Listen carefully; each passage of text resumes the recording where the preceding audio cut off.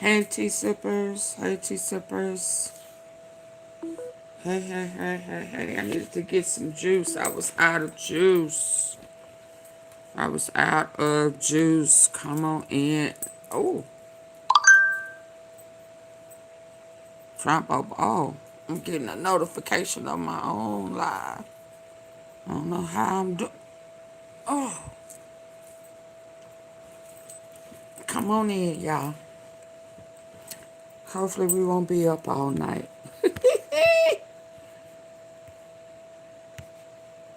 Oh, what you say? They waiting on us. In your country. No, we are waiting for them. You were waiting for the U.S. military to invade the ground troops? Yes, because we are confident that we can confront them, and that would be a big disaster for them. And if you had any doubts that Iran was in a rational state, you just confirmed that. The Iranian foreign minister telling American reporters that the regime is ready for a possible U.S. ground invasion. Yeah, they ready, y'all. Hey, Joe. Are you afraid of a U.S. invasion in your country? No, we are waiting for them. You were waiting for the U.S. military to invade the ground troops? Yes, because we are confident that we can confront them, and that would be a big disaster for them. And if you had any doubt that Iran was in a rational state, you just confirmed that. The Iranian foreign minister telling American reporters that the regime is ready for a possible U.S. ground invasion. Are you afraid of a U.S. invasion in your country? No, we are waiting for them.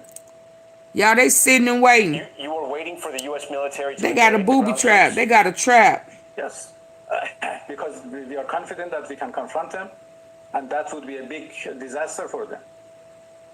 And if you had any doubt that Iran was in a rational state, you just confirmed that. The Iranian foreign minister telling American reporters that the regime is ready for a possible U.S. ground invasion. And he is still mad that the U.S. people know that there was another hostage. You were waiting for the U.S. military to invade the ground troops?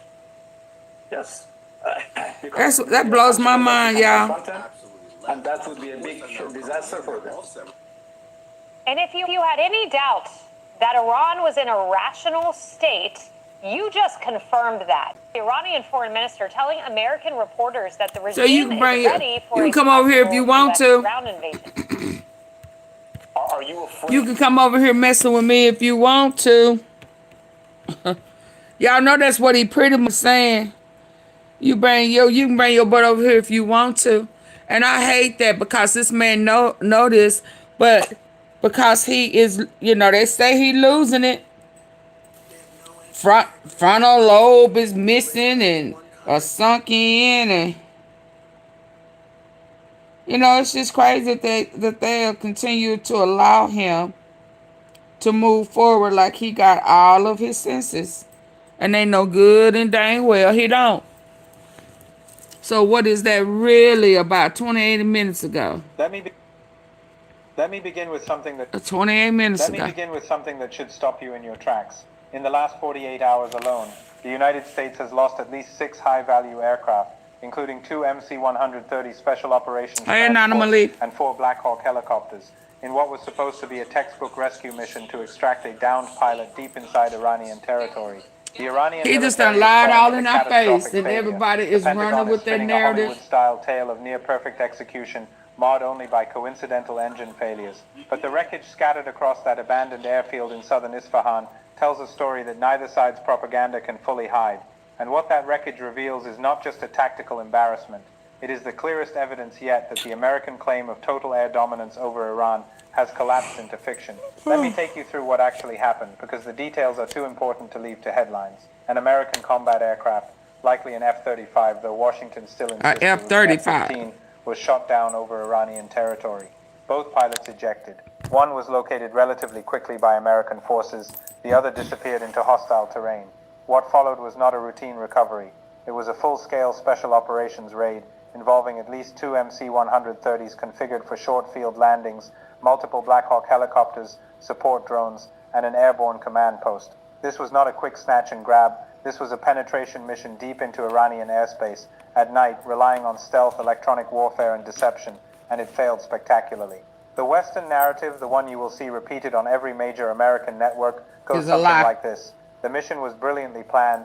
Deception operations convinced Iran that ground extraction was already come in, underway. hitting the like button. Roads were bombed to prevent Iranian reinforcements. Electronic jamming blinded Iranian radars. Commandos reached the pilot under cover of darkness, navigated rugged terrain, rendezvoused with the helicopters, and were on the verge of extraction when, by sheer coincidence, both MC-130s suffered simultaneous engine failures. Unable to take off, the aircraft had to be destroyed by American forces to prevent sensitive technology from falling into Iranian hands. 4 additional helicopters were also disabled. Everyone escaped. A perfect mission ruined only by bad luck. Now let me tell you why that story does not survive contact with reality. First, simultaneous engine failures on 2 separate MC-130s during a critical extraction window are statistically implausible. These are not commercial airliners. These are military aircraft maintained to the highest standards for exactly these kinds of missions. Second, if the mission was truly on the verge of success, why destroy the aircraft at all? You do not tell you why that story does not survive contact with reality. First, simultaneous engine failures on 2 separate MC-130s during a critical extraction window are statistically implausible. These are not commercial airliners. These are military aircraft maintained to the highest standards for exactly these kinds of missions. Second, if the mission was truly on the verge of success, why destroy the aircraft at all? You do not plan to land 2 multi-million-dollar transports in hostile territory and then blow them up as part of a successful operation. You destroy them when the mission has already failed and you are trying to prevent capture. Third, the wreckage photos show damage patterns far more consistent with combat engagement than controlled demolition. Helicopter tails sheared off, debris fields that look like a war zone, not a tidy self-destruction. And fourth, perhaps most damning, the Iranian military was not only present, they were waiting. Iranian sources describe a very different sequence of events. According to their account, the entire operation was detected early. Local tribal militias integrated into Iran's defense network were mobilized. When American aircraft began landing at the abandoned airfield, they were met by prepared forces. The engagement that followed was not a polite exchange of fire. It was a full-scale battle. Iranian air defenses activated. Ground forces moved in, and the result was the destruction of 2 MC-130s, 4 Black Hawk helicopters, and at least 2 MQ-9 drones. Iranian state media claims 12 aircraft in total were lost or severely damaged. Even if we take the more conservative American admission of 6 destroyed platforms, the cost approaches $500 million in a single night. That is not bad luck, that is defeat. What this operation reveals is the depth of Iranian defensive integration. This was not a case of regular IRGC units stumbling upon an American raid. Local tribal fighters who know every valley and mountain pass in their region were the first responders. They were coordinated with rapid reaction forces and supported by air defense networks that were not only active but anticipatory. Iran did not need to have its most elite units pre-positioned everywhere. It has built a system where local forces can delay and attrite intruders long enough for heavier units to arrive. This is exactly the kind of layered defense architecture that makes large-scale ground operations inside Iran so extraordinarily costly. If 100 American commandos backed by multiple aircraft and advanced electronic warfare assets cannot extract a single pilot without catastrophic losses, what chance does a conventional ground invasion have? The pilot himself remains the most revealing piece of this puzzle. The American narrative insists he was successfully rescued despite being severely injured. The Iranian narrative claims he was either killed or captured. The evidence is ambiguous but leans heavily against the American version. Personal items left at the scene, including undergarments with military markings, suggest a detailed search of the kind conducted on captured personnel to check for tracking devices or embedded technology. If the pilot had been successfully extracted by American forces, there would be no operational reason to remove and abandon his clothing in hostile territory. The Iranian offer of a reward for information about the missing pilot, dead or alive, is consistent with someone who has not been recovered, and the absence of any public appearance by the rescued pilot, despite the propaganda value such an appearance would have for Washington, is telling. But the deeper significance of this failed operation goes beyond the immediate losses. It exposes the growing gap between American political rhetoric and operational reality. Trump and his administration have repeatedly claimed total control of Iranian airspace. They have claimed Iranian air defenses have been destroyed. They have claimed American forces can operate at will inside Iran. Yet every time American aircraft penetrate Iranian airspace in significant numbers, they take losses. Every time they attempt complex special operations inside Iranian territory, they suffer setbacks. The pattern is now unmistakable. Iranian air defenses are not degraded, they are adapting. Iranian intelligence networks are not disrupted, they are anticipating. And Iranian command and control is not collapsing under pressure, it is functioning with increasing effectiveness. This failed rescue mission also reveals the strategic dilemma facing American planners. The presence of MC-130s and Blackhawks, configured for special operations recovery, tells us that the downed pilot was in territory where standard procedures were not viable. This was not a case of picking up a pilot near friendly lines. This was deep penetration into hostile territory, requiring a major operation just to attempt recovery, and that operation failed. The cost-benefit calculation for future such missions has now changed dramatically. Every time an American aircraft is lost over Iran, commanders must now weigh whether the risk of mounting a rescue is worth the near certainty of further losses. And if the decision is made not to attempt rescue, the political and morale impact of leaving pilots behind becomes devastating. The Iranian response to these civilian attacks has been systematic and escalating. When American and Israeli forces targeted Iranian petrochemical facilities, killing workers and damaging critical infrastructure, Iran responded by striking similar facilities across the region. Haifa's fuel refineries in Israel were hit. ExxonMobil and Chevron gas facilities in the UAE were targeted. American petrochemical plants in the UAE and Bahrain were struck. Kuwaiti desalination plants and petrochemical sites were attacked. The message is clear and deliberate. If you target Iran's economic backbone, Iran will target yours. And the precision and reach of these strikes demonstrate that Iran has mapped Western-aligned energy infrastructure across the region and possesses the capability to inflict sustained damage. This is not random retaliation. This is strategic reciprocity. Iran is making the cost of continuing the war economically unbearable for its adversaries and their regional enablers. The fact that Qatar and Saudi Arabia have been largely spared while Kuwait, UAE, and Bahrain have been hit repeatedly is not accidental. It is a signal. Countries that facilitate American and Israeli operations will pay a price. Countries that maintain neutrality or distance themselves will be protected. This is classic Iranian strategic messaging, using calibrated escalation to shape regional behavior without triggering a broader uncontrollable conflict. The broader regional resistance front is now fully activated. Hezbollah in Lebanon continues to inflict daily attrition on Israeli forces. The Iraqi resistance has made clear that operations will continue until American forces are expelled from West Asia entirely. Yemeni forces are striking targets in support of the broader axis. This is not a series of disconnected fronts. This is coordinated pressure designed to make continued American and Israeli military operations unsustainable. And the longer this continues, the more the regional balance shifts. Every day that American aircraft are lost, every day that energy infrastructure is damaged, every day that civilian casualties mount without decisive military victory is a day that erodes the credibility of American power and strengthens the position of those who have consistently argued that resistance is the only viable path against Western hegemony. The global implications of this failed rescue operation and the broader pattern it represents cannot be overstated. We are watching the slow-motion collapse of the narrative that has sustained American military dominance in the Middle East for decades. The assumption that American forces can operate inside hostile territory with impunity, that air superiority is guaranteed, that special operations can achieve objectives against determined adversaries without catastrophic risk, that narrative is dying in real time. And when that narrative dies, the strategic architecture built upon it begins to crumble. The United States is discovering that technological superiority alone cannot overcome an adversary that has prepared for decades, that operates on its own terrain, that possesses both the capability and the will to impose unacceptable costs. Iran is not seeking de-escalation on American terms because it has calculated correctly that it holds the stronger position in a prolonged conflict of attrition. The failed rescue mission in Isfahan is not an isolated incident. It is a harbinger. And what it heralds is a Middle East in which American military power is no longer decisive, where the costs of intervention have become prohibitive, and where the era of unchallenged dominance is giving way to something fundamentally different. The world is changing, and the wreckage scattered across that Iranian airfield is one of the clearest signs yet of how profound that change will be.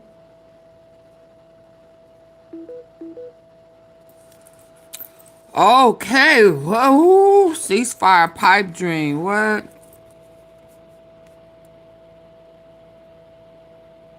Let me see. Iran has now officially rejected a 45-day ceasefire deal proposed by the United States and other regional mediators, Gulf countries, who would like to see an... Do I want her first? Let me hear old boy first. See how he tackles it. Oh yeah, and he losing it. They got doctors. His niece. We gonna hear from his niece. That dementia done set. You know, it kind of like tick tock, tick tock in his head. Oh, was it him?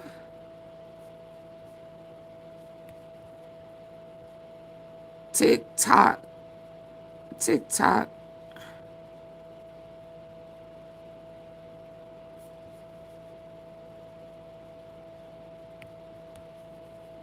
Word documents. That's Hold it. on. I Y'all format please them, hit the like upload them button. to Amazon, 15 and minutes collect in, it was royalties every 300 month. and some No people. I only website. have 18 likes. right Come on. there. We let's not do that.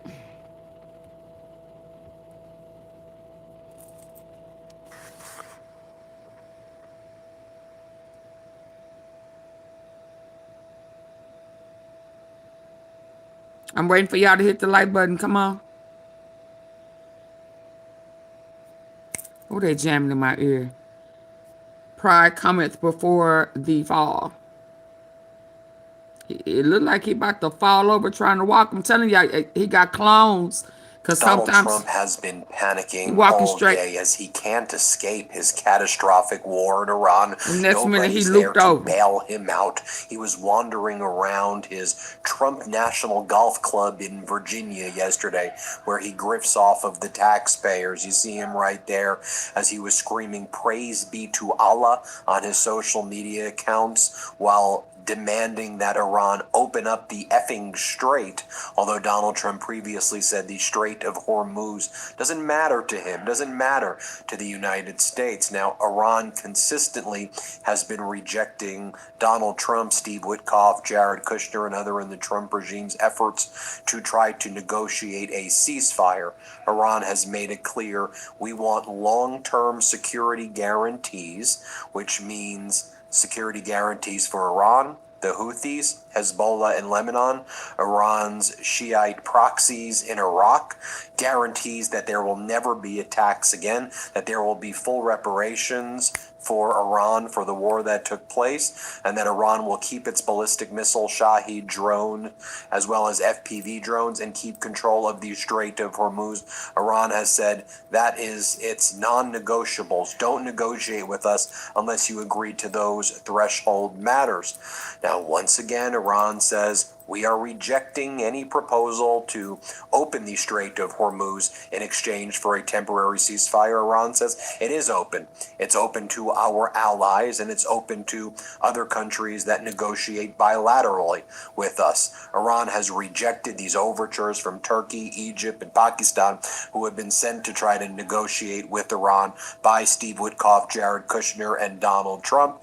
And Iran says, no, we're not interested in doing any negotiations. The various Iranian social media accounts, like this Iranian social media account from Lebanon, writes, the Strait of Hormuz is not going to open. Buy oil, sell your stocks. Praise be to Allah, mocking Donald Trump's post where he said yesterday morning, Tuesday will be power plant day and bridge day, all wrapped up in one in Iran. There will be nothing like it. Open the fucking strait, you crazy bastards, or you'll be living in hell. Just watch. Praise be to Allah, Donald J. Trump. And then Donald Trump goes Tuesday, 8 p.m. Eastern Time. Once again, Donald Trump moving the deadline, which is supposed to be today, 10:15 Eastern Time, where Donald Trump says, hell will rain down on them if they don't agree to do negotiations with us. And Donald Trump now has moved that to Tuesday at 8 p.m. Eastern Time. So what was happening yesterday, as it was clear that Iran was not going to negotiate a ceasefire with Donald Trump, and Iran has made it clear it will never give up its now firm control over the Strait of Hormuz. Iran, Oman, they're setting up a tolling system to charge ships $1, $2, $3 per barrel of oil, millions of dollars, essentially per ship to pass. What happened when it was announced negotiations aren't going anywhere? Well, oil prices crossed above $115 per barrel. You see it right there. The S&P was crashing, NASDAQ was crashing, Dow Jones was crashing, gold was crashing. And so what did Donald Trump have to do? Well, he immediately ran to Barack Ravid, the propagandist, in my opinion, at Axios, who's been wrong about everything since this war has begun. He's got his top U.S. officials tell me, and he just spews a bunch of BS, manipulates the markets, and I just think that everybody in the Trump regime with their right-wing oligarchs buds are involved in just this constant Ponzi scheme on the market with news like this. So Axios reports the U.S., Iran, and a group of mediators are discussing terms for a potential 45-day ceasefire. Sources said the chances for a deal in the next 48 hours are slim, but the last-ditch effort is the only chance to prevent a rapid or dramatic war escalation. What does that even mean? You're just making this up again. You're making this up over and over again. I mean, the Iranian Revolutionary Guard Navy Command writes, Strait of Hormuz will never return to normal, especially for the U.S. and Israel. We're preparing to take it forever. It belongs to us. It was the Wall Street Journal reported how these regional countries, Turkey, Egypt, Pakistan, were trying to bring Iran to negotiations with the U.S. to stop the war or secure a temporary ceasefire, but efforts have stalled. Iran has rejected the proposals, including one to reopen the Strait of Hormuz in exchange for a ceasefire, and declined even meeting U.S. officials. Iran does not want a ceasefire. They realize that if there's a temporary period where the parties are not involved in the war, that Trump will just use it and Netanyahu will use it to rebuild the munitions which are running out, and they will not use it in good faith to negotiate long-term peace. And so Iran's like, give us a long-term peace deal that includes our non-negotiables, and we're happy to have a conversation. But if it doesn't include the non-negotiables, we control the Strait of Hormuz. We keep our ballistic missiles and Shahed drones. We may even want to build nuclear weapons in the future. We want full reparations for the war and long-term security guarantees for us and all of our proxy groups in the region. Without that, we don't want to even talk to you. We don't trust Witkoff. We don't trust Kushner. We're certainly not speaking to them. So this idea that Witkoff and Kushner are the ones negotiating this after what took place in late February, right before Trump did this unlawful war in Iran, it's just not happening. It's just BS. And it pisses me off that consistently this propaganda keeps on being spewed over and over again. It just is. Just look was happening last night in Tehran, right? Here's footage. Show you the B-roll right here of U.S.-Israeli airstrikes hitting central Tehran. You see it right there?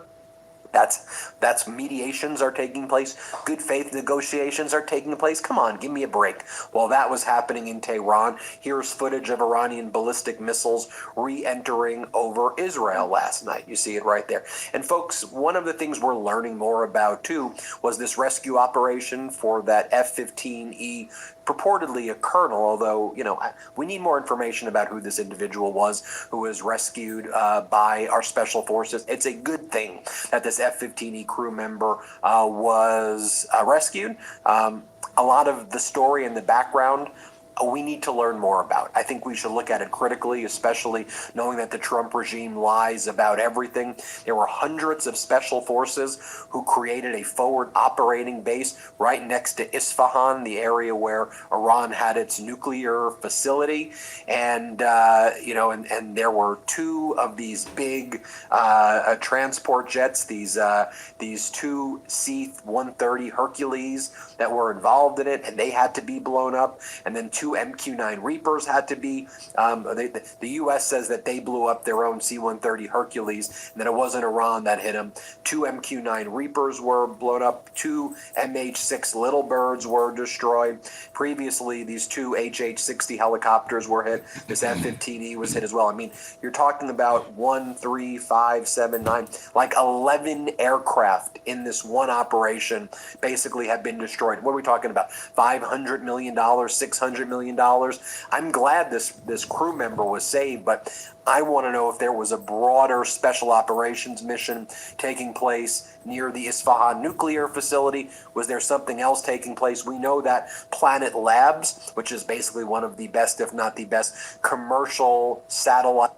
While that was happening in Tehran, here's footage of Iranian ballistic missiles re-entering over Israel last night. You see it right there. And folks, one of the things we're learning more about too was this rescue operation for that F-15E, purportedly a colonel, although, we need more information about who this individual was tonight in Tehran, right? Here's footage. Show you the B-roll right here of U.S.-Israeli airstrikes hitting central Tehran. You see it right there? That's mediations are taking place. Good faith negotiations are taking place. Come on, give me a break. While that was happening in Tehran, here's footage of Iranian ballistic missiles re-entering over Israel last night. You see it right there. And folks, one of the things we're learning more about too was this rescue operation for that F-15E, purportedly a colonel, although, we need more information about who this individual was who was rescued by our special forces. It's a good thing that this F-15E crew member was rescued. A lot of the story in the background we need to learn more about. I think we should look at it It don't critically, add up. especially knowing that the Trump regime lies about everything. There were hundreds of special forces who created a forward operating base right next to Isfahan, the area where Iran had its nuclear facility. And, and there were two of these big transport jets, these two C-130 Hercules that were involved in it, and they had to be blown up. And then two MQ-9 Reapers had to be. The U.S. says that they blew up their own C-130 Hercules, and that it wasn't Iran that hit them. Two MQ-9 Reapers were blown up. Two MH-6 Little Birds were destroyed.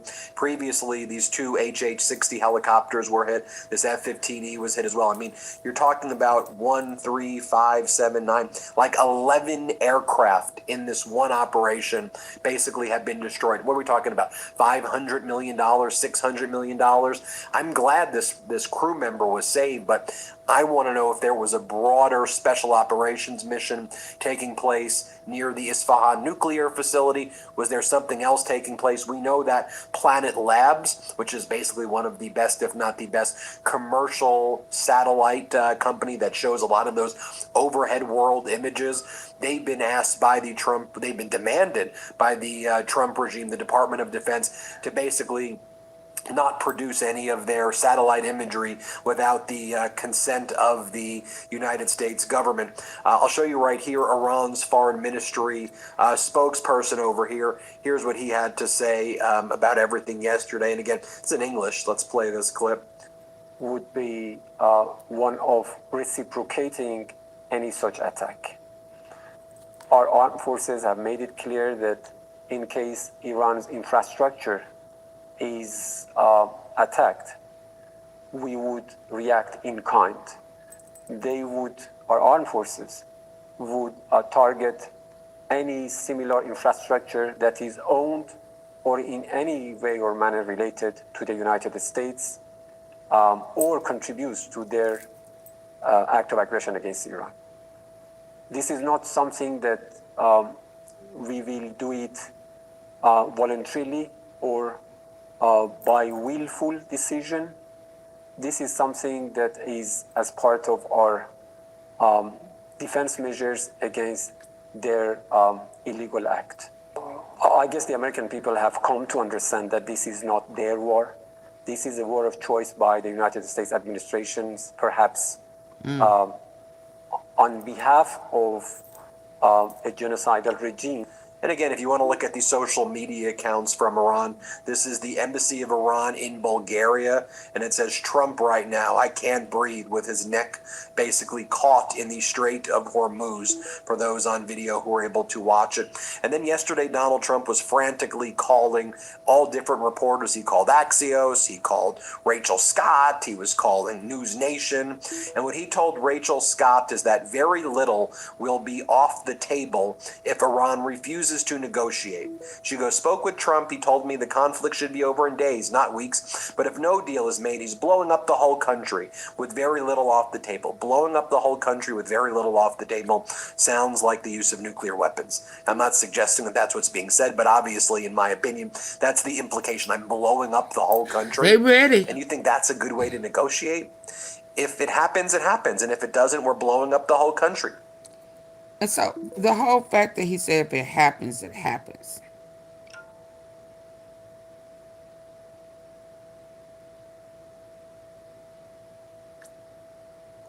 Let me show y'all something.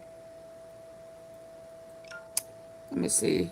Let me play it. Y'all please hit the like button. Trump told me. I asked if there's anything I off like limits. this guy. I Very watch him little, all he the said. time. Gives And again, what do you information. think that implication Yes. is? I asked Trump if his 2 to 3 weeks timeline still holds. It should be days, not weeks. It It sound should like be they wrapped know up into people. days because no sane group of people So very could true, yeah. stand the punishment that's going to rain down on them. He told me he doesn't think American troops on the ground will be necessary. I don't think it's necessary, but I don't rule anything out. When I asked the president about his comments to Fox that there could be a deal tomorrow, which is today, he said he didn't know if there would be, saying, I have no idea with these people. There could be a deal, and there could also not be a deal. I don't know. I have no idea with these people. They're getting the shit beat out of them, and that's all I can tell you. There's been Lying. no country that's ever taken a pounding like this. The president tells me he was testing NATO. This was a test for NATO. I don't need them, but I wanted to test them. I said, I'd love to have you guys get involved. And they said, well, we can't do it. I said, oh, that's okay. I don't even give him a hard sell. They'd probably said, oh, he's a terrible salesman. Hold this. Let me show y'all something. Tell y'all. Hey, Belinda. Good evening. Hello. Go ahead. Release it. Let's light this candle, huh? I mean, sure, I'll lose everything, but then I'll have nothing to lose. Go ahead. Release it. Let's light this candle, huh? I mean, sure, I'll lose everything, but then I'll have nothing to lose. This is how they. Go ahead. Look at them. Go ahead. Release it. Nuclear. Let's light this candle, huh? I mean, sure, I'll lose everything, but then I'll have nothing to lose. So while you and Bibi Netanyahu back there looking crazy, they saying, "Let's go. Let's do this. Let's do this. I'll have nothing to lose. Let's do this." Release it. Let's light this candle, huh? I mean, sure, I'll lose everything, but then They're not playing. I'll have nothing. They are not playing. He said, "Go ahead, do your thing, Putin time." Breaking news. Iran's foreign minister claims the White House is begging Russia for oil. This escalates tensions as global powers vie for control of energy sources, with implications for markets and international security. Breaking news. Iran's foreign minister claims the White House is begging Russia for oil. This escalates tensions as global powers vie for control of energy sources, with implications for markets and international security. Breaking news. But in Iran's foreign front, he minister talking claims about, the "I'ma White push House the is button." begging Russia for oil. This escalates tensions as global powers vie for control of energy sources, This type with of implications stuff. for markets and international security. Breaking news. Iran's foreign minister claims the White House is begging Russia for oil. This He escalates don't. tensions. One as global of his powers vie for clones control of is energy making sources, with these deals. implications The for other one markets talking and about international pushing security. buttons. Breaking The news. other one Iran's can't foreign remember. minister Talking claims the about, White "Oh, House is mama, begging Russia for I oil. did This this, I escalates did tensions that." as global Ah, powers vie for control of energy sources, with this is what we implications for dealing markets with. and international security. Breaking news. Iran's foreign minister claims the White House is begging Russia for oil. This Begging. escalates tensions as global powers vie begging control for of a energy deal, sources, with begging implications for markets all. and international Just begging his little ass. Well, he not little. Listen carefully. This is not a game anymore. Trump has just issued a chilling warning. Iran must open the strait or face hell on Tuesday. Power plants, bridges, entire infrastructure.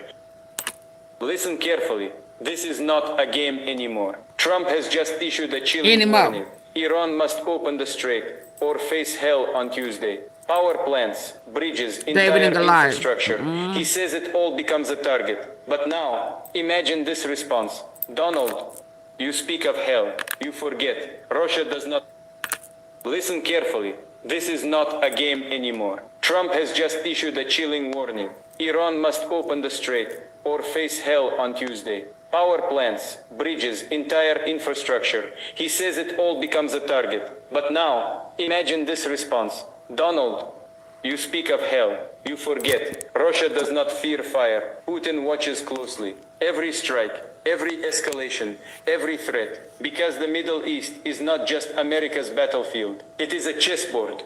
And Moscow never plays second. You move against Iran now. Imagine this response. Donald, you speak of hell. You forget. Russia does not fear fire. Putin watches closely. Every strike, every escalation, every threat. Because the Middle East is not just America's battlefield. It is a chessboard. And Moscow... Sorry. never plays second. You move against Iran, forget. Russia does not fear fire. Putin watches closely. Every strike, every escalation, every threat. Because the Middle East is not just America's battlefield. It is a chessboard. And Moscow never plays second. You move against Iran, you destabilize the entire region. And when chaos spreads, we will act. This is the warning beneath the silence. Russia has allies, interests, red lines. And if those lines are crossed, this war will not stay regional. It becomes global. Oil routes collapse, economies shake. Superpowers face off, not through words, but through force. So think carefully, Donald, because once the fire starts, no one controls how far it spreads. And that is how wars the world remembers begin. I'm unrow. Wow. I lost 75 pounds. Both Charlie and Erica signed contracts. So there is the law of free will, and even the shadow government can't override our free will. And so Charlie, it was back in 2012 that I saw him signing these contracts, and he said, I thought I was just signing political documents to say, yes, I agree to these terms, and like, I'm ready to be sort of a leader or whatever. They sign documents all the time. And so he didn't really realize what he was getting into. Oh, wow. And then his wife, Erica, also signed documents. Oh, she knew what she was signing. It was hidden in plain sight of you agree to sign up and sort of sign your rights and your freedoms away for fame. Wow. And he said every time that he sort of spoke to an agenda that they wanted him to speak to, he got more funding and he got more community outreach. So he said about 80% of what he spoke about was him. But then there was about 10 to 20% that was sort of funneled through him from this. Ain't this what I've been kind of saying? Absolutely. My grandma's birthday falls the day before Women's History Month, which really sets the tone for me. And in partnership with the Ancestry in honor of the United States 250th anniversary, I want to unpack her impact in my family history. That was just kind of a gift, because that's what I've been saying. Let's go. Because all I did say, love to have NATO. This was a test for NATO. I don't need them, but I wanted to test them. I said, I'd love to have you guys get involved. And they said, well, we can't do it. I said, oh, that's okay. I don't even give him a hard sell. They'd probably said, oh, he's a terrible salesman, because all I did say, love to have you be involved. When I asked the president about his comments, then he goes on to say, I asked if he would move back his deadline for Iran. He said, I don't want to talk about it. They have plenty of time to make a deal. If they don't want to make a deal, their whole country is gone. Okay, well, he's already moved back the deadline. I do want to share this as well, because while Donald Trump was cursing and saying, open up the effing strait, praise be to Allah on Easter, Pope Leo XIV had a very powerful message on Easter Sunday. Let those who have weapons lay them down. Let those who have the power to unleash wars choose peace. And about a week ago, he said, Jesus is the King of Peace, who rejects war, whom no one can use to justify war. He does not listen to the prayers of those who wage war, but those who reject them. Even though you make many prayers, God will not listen. Your hands are full of blood, is what he said. Ooh. Now, I'll just point out what the main spokesperson for the Iranian Revolutionary Guard Corps said as well a little bit earlier. He goes, the scandal that has befallen the beleaguered American president and his defeated army cannot be repaired through hollow statements or media warfare or psychological operations. There's no doubt that all these victories and achievements for dear Iran have come under special divine care, and we are certain that the divine promise of achieving the final victory for the front of truth over falsehood would be fulfilled. And victory is not but from Allah, the exalted, mighty, and the wise. So you tell me if you think that there are productive negotiations taking place, or if this is obviously more market manipulation that's been taking place. And with each one of these just bogus market manipulations, oh, we're doing this fake deal, we're doing that deal, we're doing this deal. We're not going. This causes the United States. We don't believe you. This is a humiliation ritual that the United States is being put through right now by Donald Trump. I don't know how anybody cannot be embarrassed and ashamed by this. I don't know how anybody looks at this pathetic, vile piece of trash in the White House while he wears and raids like a freaking lunatic saying, praise be to Allah, open up the effing strait. Oh, and then he previously said, we don't need the strait. Why would we need it? We have all the oil. Then open up the effing strait. He's a maniac. He's a lunatic. There's nothing normal about this. Call it out with moral clarity. He's a criminal. He's a felon. He's an adjudicated sexual predator. That's who he is. He was found civilly liable for sexual assault. Call out this disgusting piece of filth with moral clarity. America deserves it. Future generations deserve it. Thanks for watching. Hit subscribe and help us get to 7 million subscribers. Mental.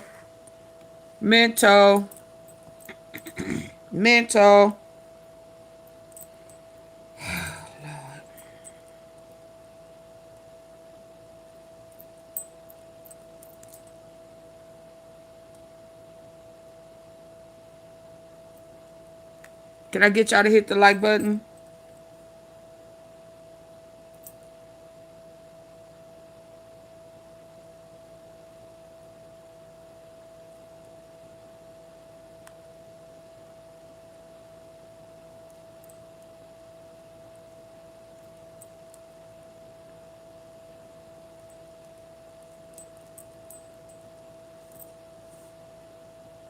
Iranians received text messages saying, if the United States strikes Iran on Tuesday, these 5 sites will be targeted. That includes an Israeli oil refinery in Haifa, the Exxon Mobil and Chevron gas facilities in the UAE, Abu Dhabi National Oil Company, as well as petrochemical complexes in Bahrain and Kuwait. This is breaking news. Some Iranians received text messages saying, if the United States strikes Iran on Tuesday, these 5 sites will be targeted. That includes an Israeli oil refinery in Haifa, the Exxon Mobil and Chevron gas facilities in the UAE, Abu Dhabi National Oil Company, as well as petrochemical complexes in Bahrain and Kuwait. This is breaking news. Some Iranians received text messages saying, if the United States strikes Iran on Tuesday, these 5 sites will be targeted. That includes an Israeli oil refinery in Haifa, the Exxon Mobil and Chevron gas facilities in the UAE, Abu Dhabi National Oil Company, as well as petrochemical complexes in Bahrain and Kuwait. This is breaking news. This is what's going down. That's today. That's today.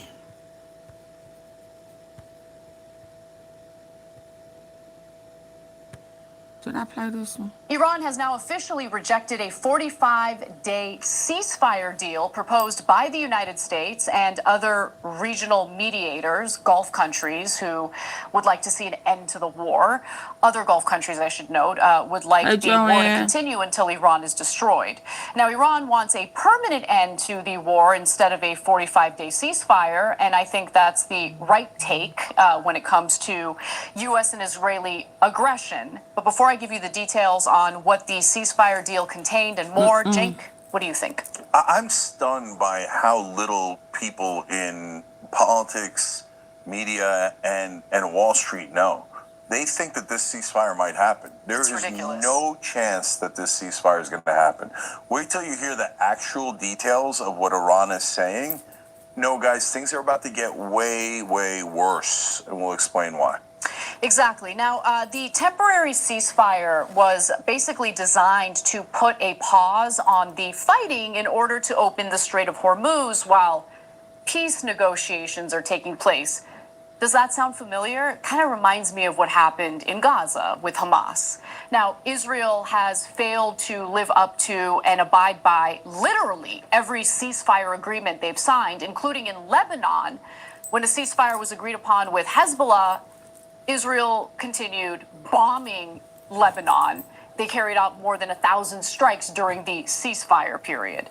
Now, according to the Wall Street Journal, Iranian mediators, however, are very concerned that if they were to agree on a pause in fighting, the United States and Israel would use that temporary ceasefire as a smokescreen to prepare for yet another attack on Iran. Now, remember, right now, both Israel and the United States are kind of in a tough spot because they have depleted missile interceptors. As a result, far more of Iran's missiles are now getting through the Iron Dome in Israel, and they're causing some very real damage. Just recently, a building collapsed as a result of an Iranian strike, and there were some reports about how the society in Israel was concerned that there were bodies trapped under the rubble, which sounds a lot like what Israelis did to Palestinians and continue to do to Palestinians in Gaza. But an anonymous source told Reuters that the effort to put together a ceasefire deal was frantic. Here's what they write.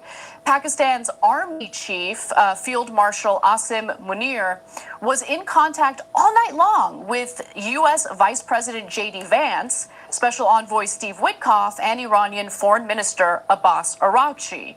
But Iran shut down the notion of a temporary ceasefire, emphasizing the necessity of a permanent end to the war. The official IRNA news agency state media in Iran said on Monday. So the Iranian response consisted of 10 clauses. So they have their own asks, including an end to the conflicts in the region, permanent end, a protocol for safe passage through the Strait of Hormuz, lifting of sanctions, economic sanctions that have been crushing the Iranians. In addition to reconstruction, they want reparations for the damage caused to Iran as a result of this war.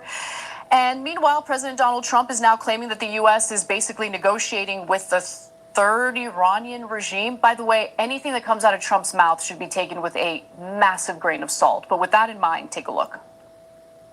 We went in for a very simple reason, and not regime change, but we got regime change. This is a whole different regime.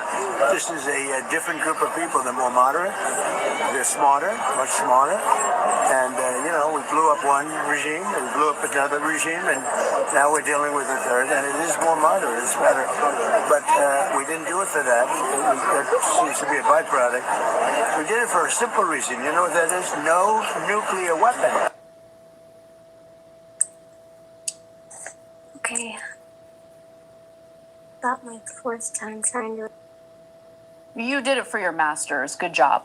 Now, here's what Trump had to say about Iran's desire for a permanent end to the war, a deal that would end the war once and for all. They've made a proposal, and it's a significant proposal. It's a significant step. It's not good enough, but it's a very significant step. They have made, they're negotiating now, and they've made a very significant step. We'll see what happens. So we've got some more highlights from Trump's statements earlier today, Cenk. But before we get to them, I just want you to comment on what you heard so far. So look, it's not a grain of salt. You need to take everything Trump says with a boulder of salt. So what he does is every once in a while he'll bluff and he'll say, I'm going to, destroy everything they have. And you have a strict deadline. And he's so dumb because he's done this 100 times, and the Iranians already know it. So then he'll send Barack Ravid to put out an article in Axios saying, oh, no, we meant that negotiations are going great. It's totally not, none of it is true. None of it. Iran is like, what negotiations are you talking about, right? So now, why is a ceasefire near impossible at this point? Because you heard Anna tell you Iran's demands. We're going to lift the sanctions, and we're going to give them reparations, and we're going to guarantee that we never attack again. And how would we do that? Remove our bases from the Gulf. None of this is going to happen, okay? And we have to guarantee that Israel stops attacking Lebanon and all of their neighbors. All of these are impossibilities from Iran, like that's Iran's ass. Now our ass. Our ass are open up the Strait of Hormuz right away. We won't give you a permanent peace. We'll only give you a 45-day ceasefire while we reload. And we want all of your uranium, which is the theoretical point of the war. So both sides are asking for the moon. Totally outrageous asks that aren't even anywhere near close to what would be a deal. Yeah. Right? So we're a million miles apart. And part of the reason why people don't understand how deep this war is going to go and how buried we are in this war is because the media keeps reporting what Trump and Israel are saying as if they might be true. That they're not close to true. Look at the actual details. When you look at the details, you realize, no chance we're going to get to a ceasefire. Now I'm going to tell you about someone that is a partner of ours that our audience Yeah, please hit the loves. like If you know me, button. I'm always out of time.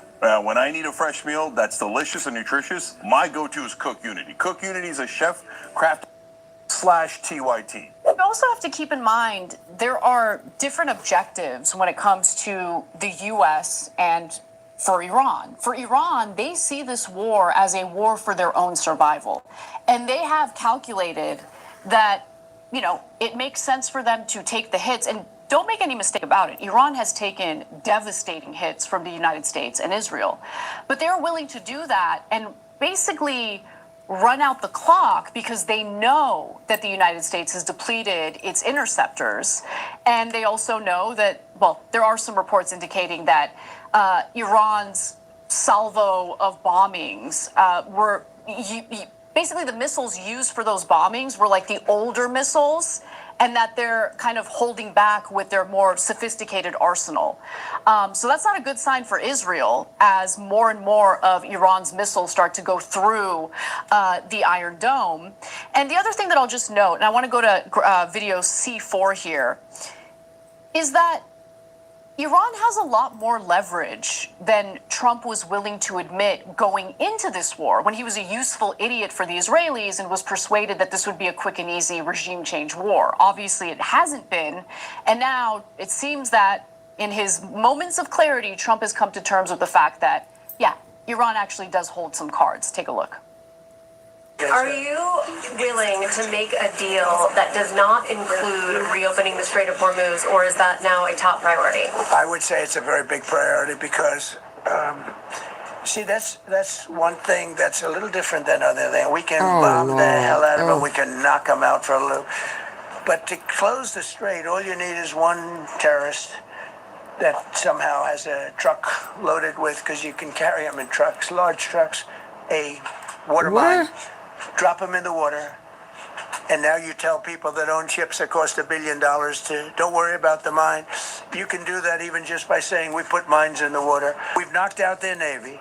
We've knocked out their Air Force completely. We've knocked out 158 ships in 3 days. We've knocked out even their mine droppers. They don't have any mine droppers anymore, but they put them on other boats, and they could drop them. Wow. I mean, considering the fact that Trump genuinely seems to believe that the U.S. and Israel have destroyed Iran's military capabilities, it's strange that you keep hearing about missiles getting through and hitting Israel. You know, he's so inconsistent because he's a child, and so he can't, whatever's on the top of his mind, he says it. Won't say reliably informed, but nearly reliably informed that Iran has the means to return fire and will do so, and Israel will no longer exist after it has fired a nuclear weapon at Iran. Come on, one more time. If you would have told me a year ago that I would Dang it. If Israel were to fire a nuclear bomb at Iran, which is a possibility, if this ground fighting begins to go badly, there'll be no Israelis in the ground invasion, of course. They only require young Americans to do that kind of dying. But it is possible that recourse to nuclear weapons will take place, and I'm informed, won't say reliably informed, but nearly reliably informed, that Iran has the means to return fire and will do so, and Israel will no longer exist after it has fired a nuclear weapon at Iran. It won't exist anymore. Let's just be clear. That's just does the bluster, play the and game then he if you want accidentally tells to. you the truth. So he says at one point, as you just saw, consistent because he's a child, and so he can't. Whatever's on the top of his mind, he says it. He does the bluster, and then he accidentally tells. And hitting Israel. You know, he's so inconsistent because he's a child, and so he can't. Whatever's on the top of his mind, he says it. He does the bluster, and then he accidentally tells you the truth. So he says at one point, as you just saw there, we destroyed all their mine droppers. Then, but earlier he said, well, you know, there's nothing we can do about the trucks they bring in to drop the mine. So which one is it? You just saw it with your own eyes. You can go back and rewind the tape, right? So what he's doing here is accidentally admitting, yeah, they have massive leverage. We cannot stop them from mining the Strait of Hormuz. And all the things that he explained about how Iran could block the strait and is now blocking the strait, we knew before the war. But apparently either Trump didn't know it or his Israel First advisors told him, oh, don't worry about it. It'll be easy, Donald, and you'll be a hero, and they'll surrender right away. And as we showed you earlier in the show, he really thought that they were going to surrender right away. He absolutely did. In Right. fact, Isn't that just last crazy? week, the New York Times came out with a report. He thought that he was going to get another Venezuela, and still they are. So I said, if you don't make a deal, I'm just going to bomb the country and take the oil. It's about stealing. It's Or his Israel First advisors told him, oh, don't worry about it. It'll be easy, Donald, and you'll be a hero, and they'll surrender right away. And as we showed you earlier in the show, he really thought that they were going to surrender right away. He absolutely did. In fact, just last week, the New York Times came out with a report indicating that the head of Mossad, David Barnea, had basically been the one who persuaded Trump that this would be an easy war to topple the Iranian regime. Didn't work out that way, did it? Yeah, of course. Silly as rabbit. usual, Israel screwed us. And they lied. It's the Israel. same exact way in Iraq. Fake weapons of mass destruction, intelligence. We keep falling for the Regime. same banana in the Didn't tailpipe. work out that way, did it? Yeah, of course, as usual, Israel screwed us. And they lied. It's just same exact way in Iraq. Fake weapons of mass destruction, intelligence. Too busy playing golf, Joe. America, we have such important intelligence And for he you. cheats on that. It'll get you to attack our number one enemy at the time. He got caught cheating now, with the big old Iran stain in is the back of his I've pants. also seen reports, and this one I'm not as sure about, that they use decoys to get rid of our interceptors and Israel's interceptors. Oh, they definitely did. There was evidence of that. So, for instance, one of the things that they did is they used, basically a massive balloon that looked like a tank. Yep. And the U.S. was using its missiles to strike these massive inflated fake tanks and things like that. So y'all guys, remember our I showed military y'all has that? incredible capability. It was blow up aircrafts. Blow up. They had a big old air pump out there blowing it up. Like filling up a bike tire. And just had them all sitting out there like they was ready to take off. Or they had murals painted on the ground. Y'all remember I showed? Yeah, they had murals. And Trump and his administration was hitting the murals and the blow-up doors. Not a blow-up door, but aircraft. Oh, we hit every target. And they just sitting back laughing at him. Dum, dum, dum, dum, dum, dum. Yeah.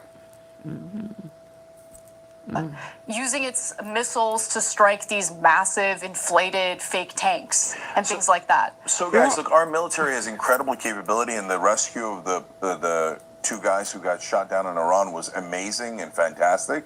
But also, the problem isn't the military, the problem is the leaders, right? So the Iranian leaders thought through these things, and our leaders, Hegseth and Trump, are like two of the dumbest people in the country and didn't think through anything and believed everything that Israel told them. Like, this is not new military strategy. The Turks used it in the 1970s to conquer Cyprus. They dropped decoys first. He thought he was doing something special. And then you bomb the places where the fire oh my God! So where y'all find this man? In the case of the interceptor missiles, it's obvious logic that you use as many decoys as you can to get us to waste our interceptors. They thought that through, but our leadership didn't think it through, and that's part of the reason why we're in this mess.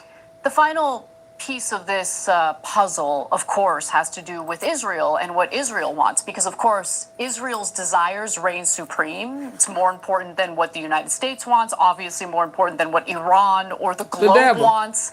And so in regard to, Israeli insider Barak Ravid's reporting over at Axios, he claims that Israeli Prime Minister Benjamin Netanyahu has warned Trump against a ceasefire deal. An Israeli official told Axios. Yeah, of course. He doesn't want a ceasefire. He wants to dig in. He wants America to send in ground troops. I mean, he can't use his own ground troops. They're busy invading Lebanon.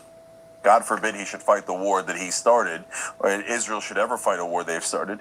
But one last thing, guys. As we dig deeper into the war, exactly as Netanyahu wants, gas prices across the world have risen from 16 in some countries, 16%, to 90% in some countries. So economic global disaster is headed our way as Israel celebrates and thinks, perfect, we're getting mired in this muck, the whole world is, and now they're also going to need our gas field in Leviathan, and that's why they're happy to bomb those power plants, which, is they're another perceived win for them.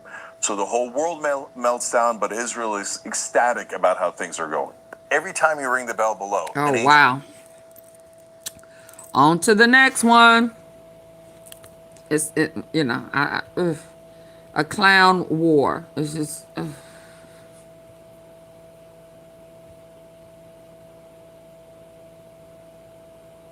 Let me see how we getting it.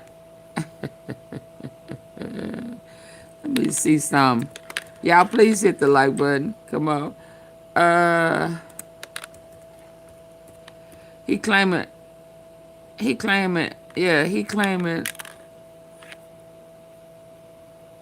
you, sir. I'll come back to you. Obama.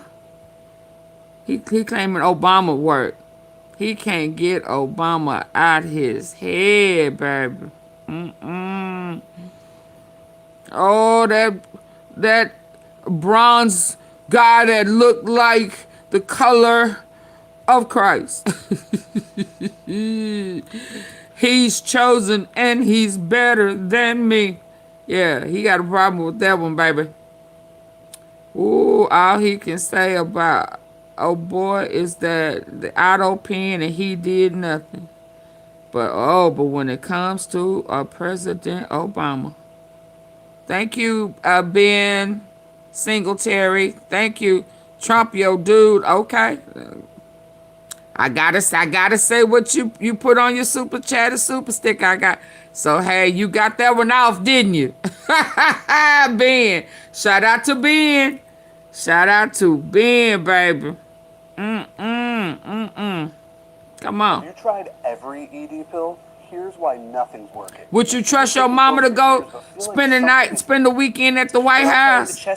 Would you trust your wife or your siblings? Why are you pointing your phone Ben, Grandma, would you say, yeah, go lay up in the White I'm House? using a tiny bit. No.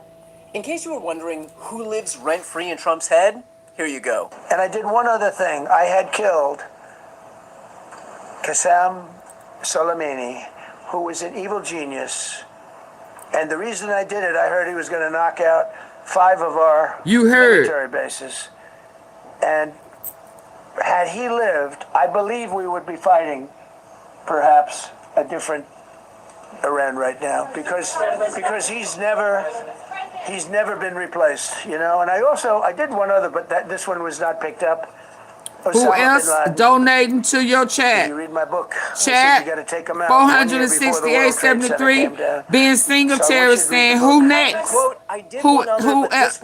My fam is passed. I'm sorry for your loss." Good evening. Tonight, I can report to the American people and to the world. He said he took out who? In case you were wondering who lives rent-free in Trump's head, here you go. And I did one other thing. I had killed Qasem Soleimani, who was an evil genius. And the reason I did it, I heard he was going to knock out 5 of our military bases. And had he lived, I believe we would be fighting perhaps a different Iran right now, because he's never been replaced, And I did one other, but this one was not picked up. Osama bin Laden. If you read my book, I said you got to take him out 1 year before the World Trade Center came down. So I wish you'd read the book. Quote, I did one other, but this one was not picked up. Osama bin Laden. That's the pickle he wanted. Super That's the pickle he Tonight, I can report to the American people and to the world that the United States has conducted an operation that killed Osama bin Laden, the leader of Al-Qaeda, and a terrorist who's responsible for the murder of thousands of innocent men, women, and children. Typical Obama, taking credit in 2011 for what Trump would be responsible for a decade and a half later. Unreal. Now, as far as Trump's claim that he warned the world about bin Laden before anyone else, this has been fact-checked to the ends of the earth. For example, CNN reported, quote, "The book, titled The America We Deserve, did not tell anyone they needed to watch or take care of bin Laden. That wouldn't have been particularly prescient advice, even if Trump had offered it in January 2000. Bin Laden was already a well-known threat to America at the time." But the Ben book said, simply did all not good. I offer it. hope all of Here's the the book's single non-Trump mention of bin Laden in a supporters section criticizing U.S. foreign start policy. stepping Instead of up. one looming I crisis hope hanging so over us, too. we face a bewildering series of smaller crises, flashpoints, standoffs, and hotspots. We're not playing the chess game to end all chess games anymore. We're playing tournament chess, one master against many rivals. One day we're all assured that Iraq is under control for it.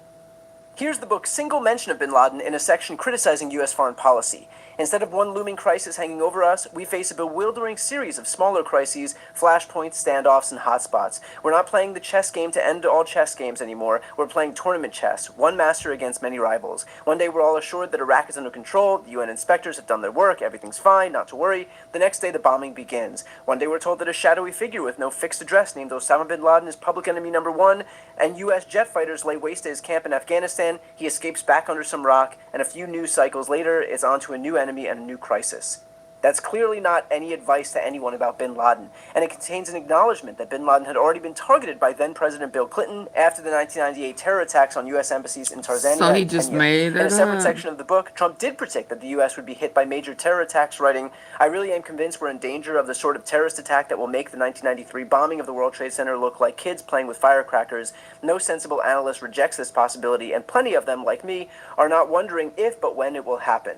But Trump did not predict that bin Laden or anyone else in particular would be responsible for those future attacks. And Trump acknowledged it was a widespread belief among analysts that major attacks would occur, not a special insight of his own. But here's the thing. The truth doesn't matter for Trump because he's not in the business of telling the truth. Nope. He is in the business of manipulation. That's exactly what he's doing here. This isn't a gaffe or a mistake. It is his principal offering. This is literally what the guy sells. He knows that if you repeat a lie long enough, people will start to believe it.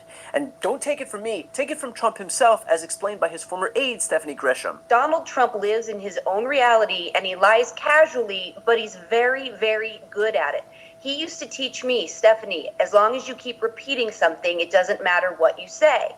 And I will bring us back to 2019 when Hurricane Dorian was coming, and Donald Trump wrote on a map that it was going to hit a part of the country that it wasn't going to really hit, even after being briefed by the National Weather Service. So this is something he's done over and over and over, and I really hope that people will understand that this is just what he does. That's exactly what he's done. How many times has Trump claimed that the 2020 election was stolen? There's zero evidence. He lost 64 court cases about it, including in front of a number of judges who he himself appointed. He can't substantiate a single thing, but he says it anyway, and repeats it over and over and over again. Same with the Russia investigation. This was a scheme that resulted in 34 individuals and 3 companies being charged, including 8 guilty pleas from Donald Trump's own associates. George Papadopoulos, Rick Gates, Paul Manafort, Michael Flynn, Michael Cohen. You think they pleaded guilty to a hoax? And yet still, Trump claims that that's exactly what it is. Everything that accurately reflects poorly on him, he lies about. He says he's the victim, he's never done anything wrong, he's always innocent, opposite. and he repeats that claim every hour of every day to anyone who's in front of him who will listen. And when I say anyone, First, it is true that lion's mane has cognitive benefits. Lion's mane has well-researched compounds called hericenones and erinacines that cross the blood-brain barrier and promote nerve growth and nerve health all up in your brain. This is all true. I mean literally anyone. Biden Kids. would use the auto pen. He'd have an auto pen following Joe Biden. He didn't sign. He was incapable. Oh my God, he making friends. Oh Lord. And he'd have the auto pen signed for him. He'd take the paper, hand it to his guys, sign it with an auto pen, give it back. Not too big, right? Get him away from the kids. Hello, Trump. Okay, that's the fake news. I made Fake news. Air Force. Who likes the fake news? Does anybody like the fake news? No. Oh those my kids goodness. are like 8. And this demented old man is spewing his conspiracy theories at them like they're his fanboys at a campaign rally. But that really is the whole game. Never give up the bit, no matter who you're talking to. You could be conning a bunch of auto workers in Michigan or some first graders. Doesn't matter to him. No moment is a bad time to spew his lies and try and proselytize the rubes. Everyone poses an opportunity to be conned by the ultimate con man, and he lives by that creed every single day. In fact, I spoke to Barack Obama himself about Donald Trump's lies, including those about him. Here's what he had to say. The majority of the American people find this behavior deeply troubling. It is true that it gets attention. It's true that it's a distraction. But it's sickening. As I'm traveling around the country, as you're traveling around the country, you meet people. They still believe in decency, courtesy, kindness, and there's this sort of clown show that's happening in social media and on television. And what is true is that there doesn't seem to be any shame about this among people who used to feel there's this sort of clown show that's happening. What type of in show? Social media. There's this sort of clown show that's happening in social media and on television. And what is true is he say y'all playing with the clowns. Courtesy, kindness, and there's this sort of clown show that's happening in social media and on television. And what is true is that there doesn't seem to be any shame about this among people who used to feel like you had to have some sort of decorum and a sense of propriety and respect for the office, right? So that's been lost. But the reason I point out that I don't think the majority of the American people approve of this is because ultimately the answer is going to come from the American people. And we just saw this in Minnesota, in Minneapolis. It is important for us to recognize the unprecedented nature of what ICE was doing in Minneapolis, St. Paul, the way that federal agents, ICE agents, were being deployed without any clear guidelines, training, pulling people off, out of their homes, using 5-year-olds to try to bait their parents. All the stuff that we saw, tear gassing crowds simply who were standing there, not breaking any laws. So the rogue behavior of agents of the federal government is deeply concerning and dangerous. But we should take a moment to appreciate the extraordinary outpouring of organizing, community building, decency, neighbors buying groceries for folks, accompanying children to school, teachers who were standing up for their kids,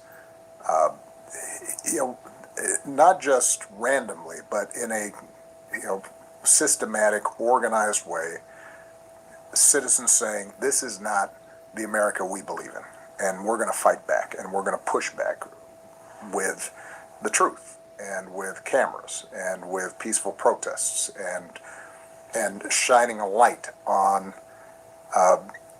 the sort of behavior that in the past we've seen in authoritarian countries and we've seen in dictatorships, but we have not seen in America. And that kind of heroic, sustained behavior in sub-zero weather by ordinary people is what should give us hope. And it should remind us that at the end of the day, the way we get a democracy that's working, the way we get policies that actually are helping working families get ahead, the way that we restore norms, rule of law, decency, it's going to be because we, citizens, are activated and paying attention and saying enough and saying, you know, we have a different idea of what the American family should look like and community should look like. And that is what I'm seeing across the board. So, you know, I was on a panel a while back, and I said, you know, a lot of the values that we say we subscribe to, during easy times, during peaceful times, it's easy to say we believe in those things. Right, when they're not challenged. When they're not challenged. You know, it's easy to believe in free speech when it doesn't seem like the government's trying to crack down on free speech. It's easy to say that, you know, we believe in the golden rule when we aren't at risk of being arrested when we exercise the golden rule. Yeah. Right now we're being tested. And, you know, the good news is what we saw in Minneapolis and St. Paul, and what we're seeing in places across the country, including here in Los Angeles, has been the American people saying, no, you know what, at least a good number of the American people saying, we're going to live up to those values that we say we believe in. And as long as we have folks doing that, I feel like we're going to get through this. So we have a choice. Decency versus lies. Trump knows full well which ones Americans would prefer, which is why he tries so hard to take credit for Obama's successes every chance he gets. But like everything else Trump does, Americans are recognizing that it's nothing but smoke and mirrors. Before you go, I'm very excited to announce that I've written a new book titled The Day After: How to Wield Power in a Post-Trump World. The book explores what is, in my opinion, the single most important theme that we're dealing with in politics today and moving forward: power. Specifically, how Republicans abuse it and how Democrats refuse to wield it. This book explains how we got here and, more importantly, how we should finally wield power if we're lucky enough to get it back. It is the blueprint for progressives who want to do far more than just restore the status quo. Please pre-order today by following the link on this screen. You can grab yours from any of the major retailers like Amazon and Barnes & Noble, or scroll down on the page and get a copy from the independent bookstore closest to you. Thanks so much for supporting independent media. I used PayPal to buy this ticket. I'm paying it off over time. wants No that credit. fees, no interest. You know what else has no interest? Me. You can pay your own way. Excuse me, sir. Yeah. Trump tantrum backfires with massive rally again for the spokes scheme to override midterm.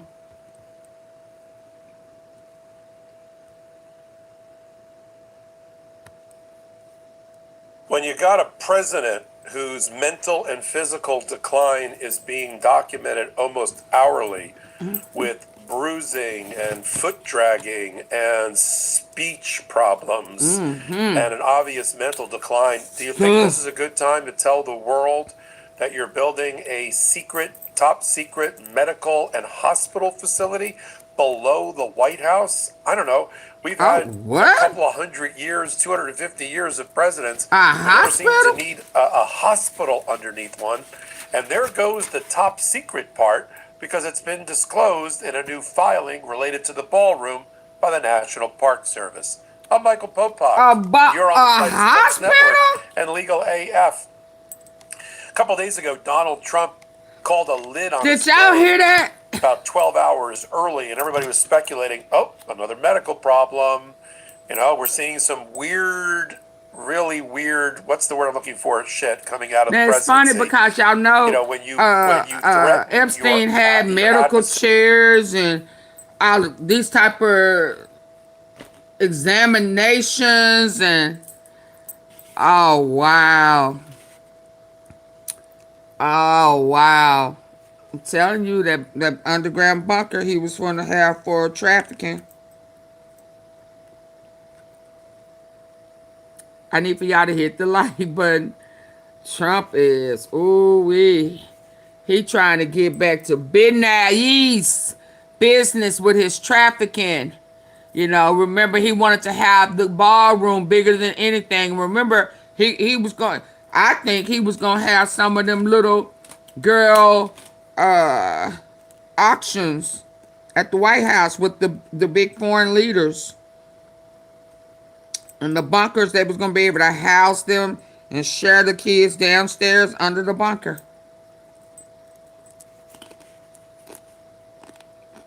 The years of presidents, we never seem to need a hospital underneath one, and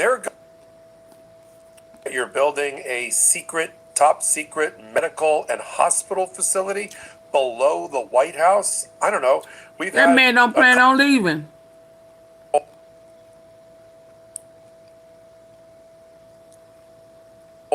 That you're building a secret, top secret medical and hospital facility below the White House. I don't know.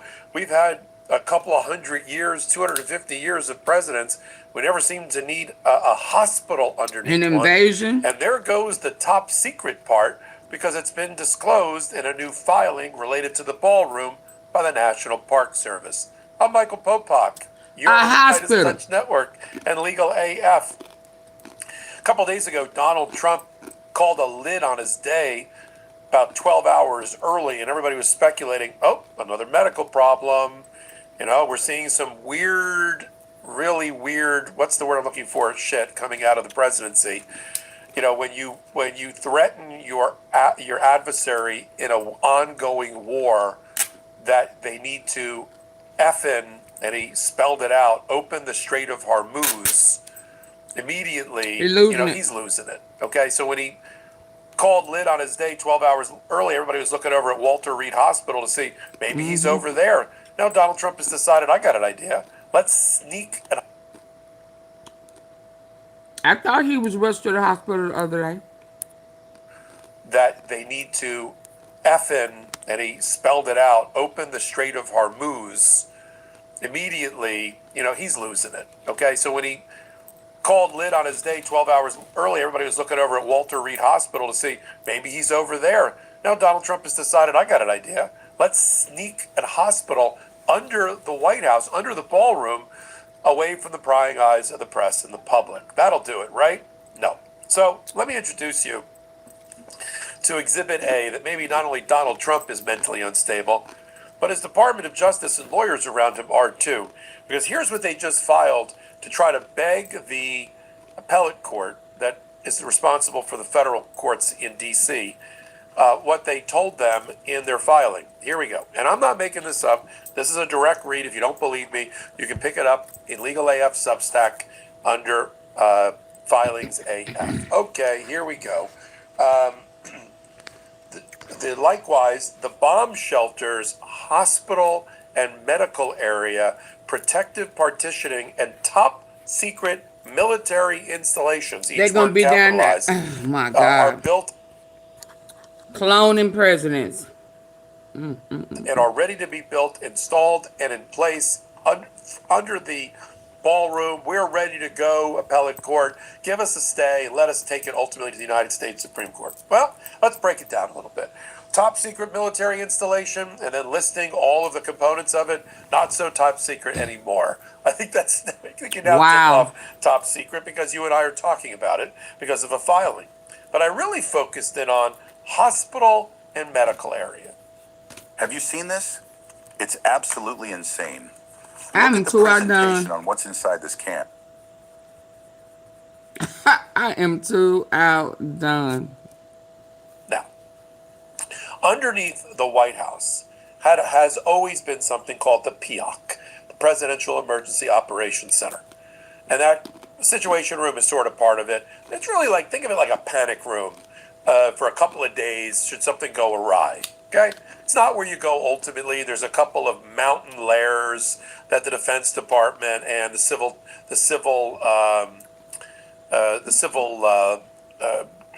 governors and agencies and their operations would go. Operating chairs and all that type of stuff in one of them properties. Now, Trump apparently is building underneath the ballroom. He's upgrading his emergency planning. Okay, that's legit. Last time the PEOC was done was in 1952. Things have changed. And I get if you've got a giant hole that you've now excavated next to the White House, you might want to take that opportunity to kind of improve things. In fact, Donald Trump's gone further.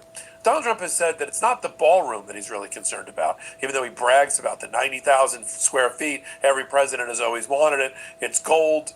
It's a golden testament to his presidency. But recently on Air Force One, he said it was merely a shed.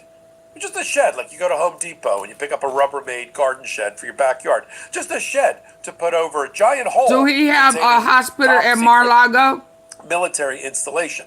Let's play the clip. Now the military is building a big complex under the ballroom, which has come out recently because of a stupid lawsuit that was filed. But the military is building a massive complex under the ballroom, and that's under construction, and we're doing very well. So we're ahead of schedule as part of it. He had no intentions on selling. Massive complex under the ballroom, and that's under construction, and we're doing very well. So we're ahead of schedule as part of it. The ballroom essentially becomes a shed for what's being built under the military, including from drones and including from any other thing. The ballroom essentially becomes a shed for what's being built under the military, under the ballroom, and that's under construction, and we're doing very well. So we're ahead of schedule as part of it. The ballroom essentially becomes a shed for what's being built under the military, including from drones and including from he still got trafficking on his mind. On the windows, you see the big windows. The glass is extremely thick. It's high-grade bulletproof glass. So all of the windows are bulletproof. I think the Times are some of the windows are fake. We have no fake windows. Do they have bulletproof windows now? Wait, excuse me, wait. I thought I'd do this now because it's easier. I'm so busy that I don't have time to do this. But I'm fighting wars and other things. But this is very important because this is going to be with us for a long time, and it's going to be, I think it'll be Why is he talking about this? Anywhere in the world, it's its highest level. Now let's go back to the hospital. Wow. I'm glad you're here, by the way. Hit the subscribe button on Midas Touch. Try to do the same thing on Legal AF YouTube as well. All right. So Trump, from the very beginning of his administration, has decided that he's just going to use the magic pixie dust of repeating over and over again. Forgot about the war. National security. Everything, we're at war. Everything's an emergency. Everything's national security.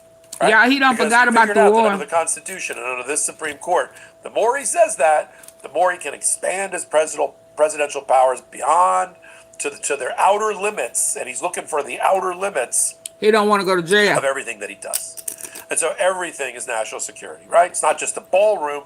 Ballroom's a shed. It covers an elaborate labyrinth of top secret military installations. And he wants to hide in it. Why the hospital? Because he gonna want when he hides, he gonna want to late 80s. A doctor come in with his term, and but shouldn't we know about his mental and physical incapacity? I mean, you've got a president who foot drags, who can't seem to walk a straight line, who can't stick to a script, says weird stuff out loud. Seems to be in the throes of dementia. I mean, let's just call it for what it is. I'm not the only one that has said that. So doesn't it concern you that there's now a hospital, or in his words, hospital and medical area being built underneath the White House? So now he can just transit back and forth to there, right? Instead of going to Walter Reed Hospital. So if he's got some sort of medical condition, mental, physical, or otherwise, we wouldn't know about it. I think that's what's really going on here, don't you? Then they repeat, just for, I guess, so our enemies know exactly how they should plan. They repeat the following, not once, but twice.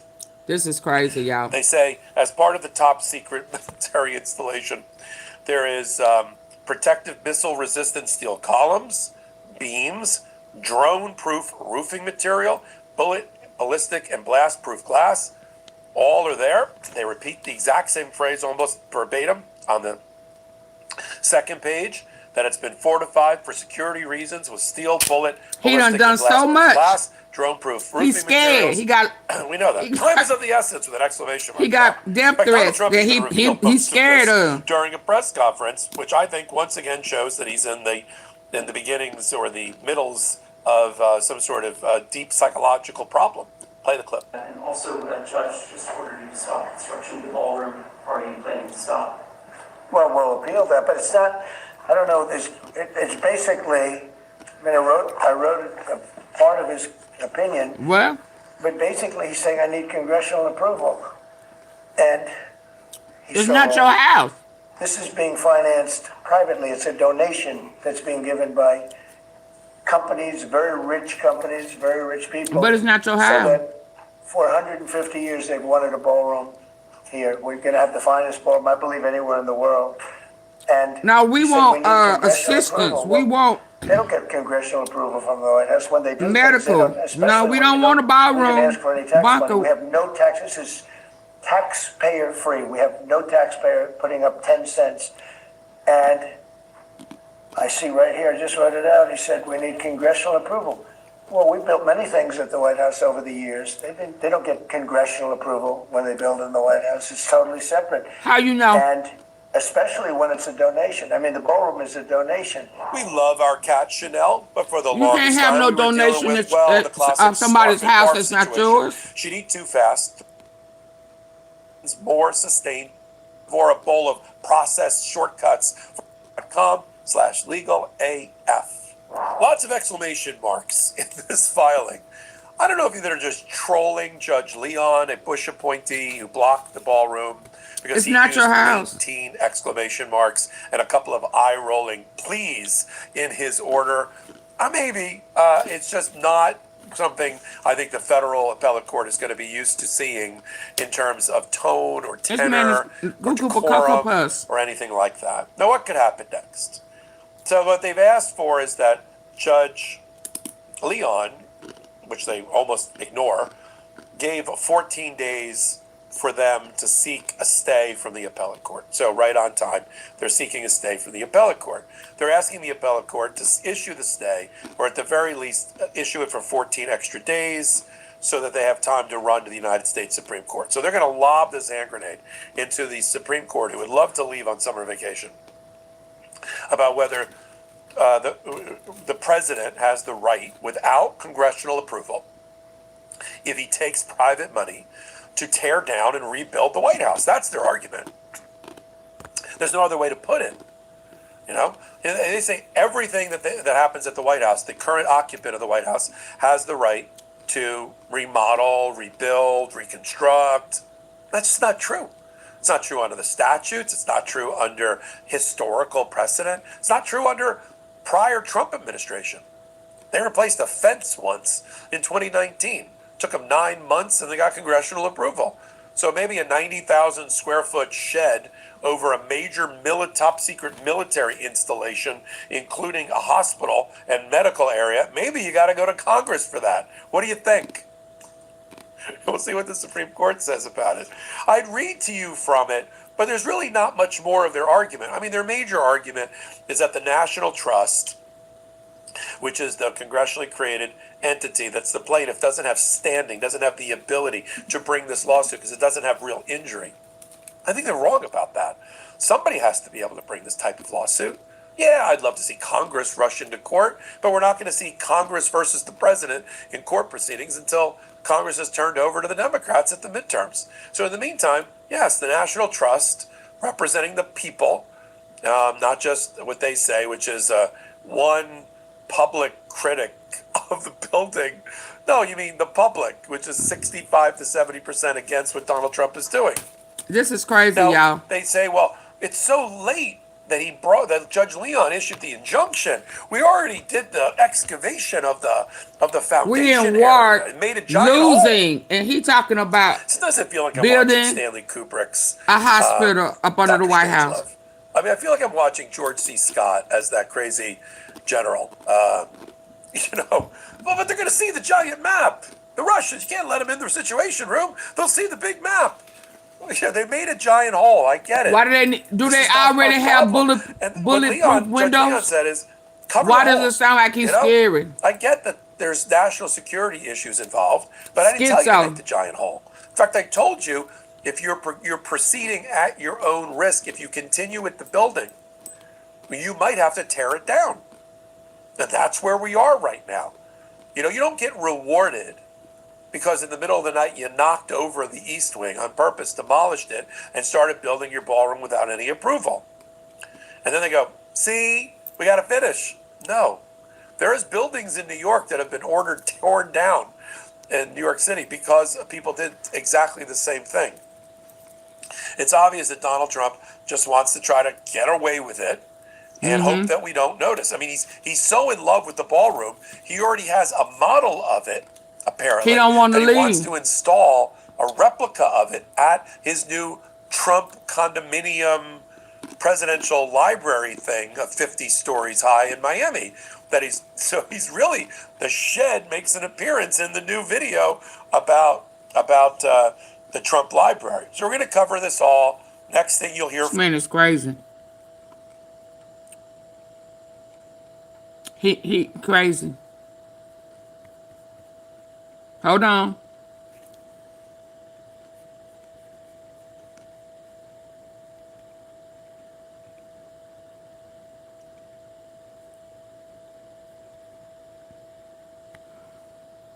You know, folks, I've been around long enough to understand that the most consequential things in Washington don't always arrive with a drum roll. There's no press conference, no primetime address. Sometimes the things that reshape this country come in the form of a few lines on a piece of paper that most people will never read. This morning, April 6th, 2026, the Supreme Court of the United States issued a brief, unsigned order. No oral arguments, no lengthy opinion, no noted dissents.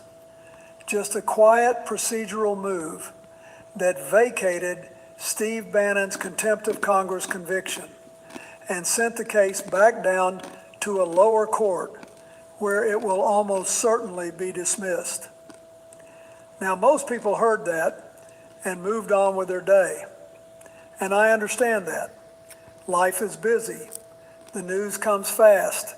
And legal procedure doesn't exactly make... You know, folks, I've been around long enough to understand that the most consequential things in Washington don't always arrive with a drum roll. There's no press conference, no primetime address. Sometimes the things that reshape this country come in the form of a few lines on a piece of paper that most people will never read. This morning, April 6th, 2026, the Supreme Court of the United States issued an unsigned order. No oral arguments, no lengthy opinion, no noted dissents.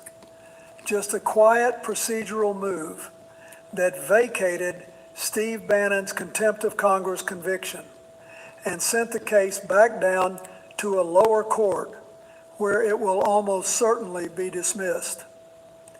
Now, most people heard that and moved on with their day. And I understand that. Life is busy. The news comes fast. And legal procedure doesn't exactly make for exciting conversation over dinner. But let me tell you something. This is one of those moments you want to pay attention to. Not because of Steve Bannon. His case, in a practical sense, is already over.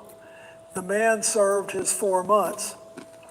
What makes this significant is what it means for every congressional investigation that comes after this one.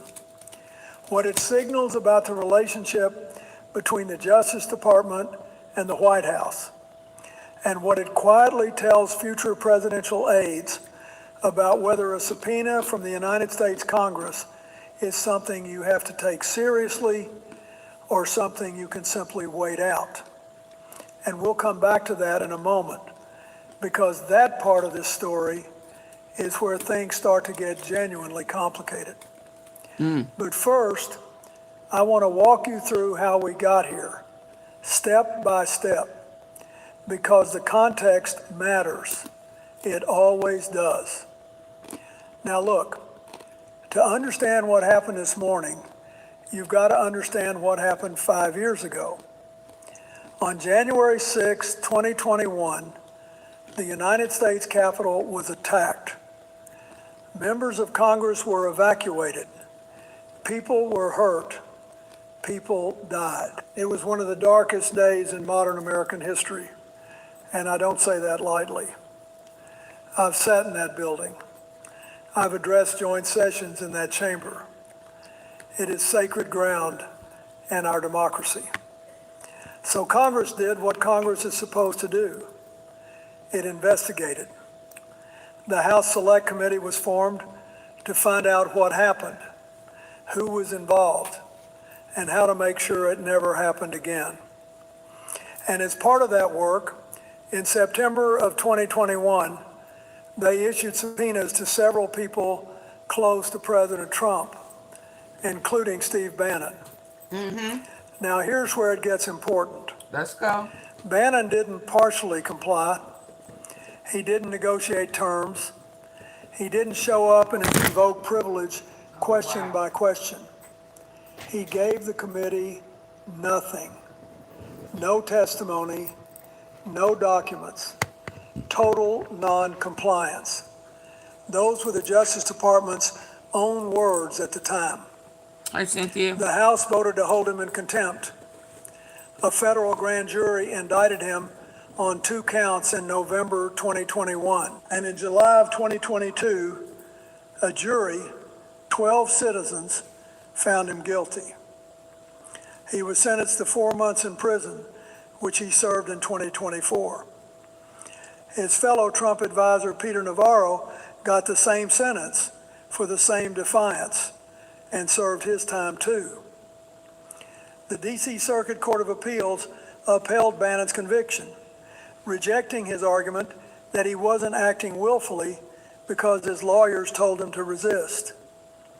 For a while, the system worked the way it was built to work. Congress asked, a citizen refused, the courts held him accountable.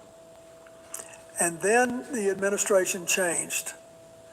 And this is where things start to get complicated. Now let me walk you through what actually happened, because the details here tell the story better than any opinion can. On February 9th, 2026, the Trump Justice Department, through Solicitor General D. John Sauer, filed a brief with the Supreme Court.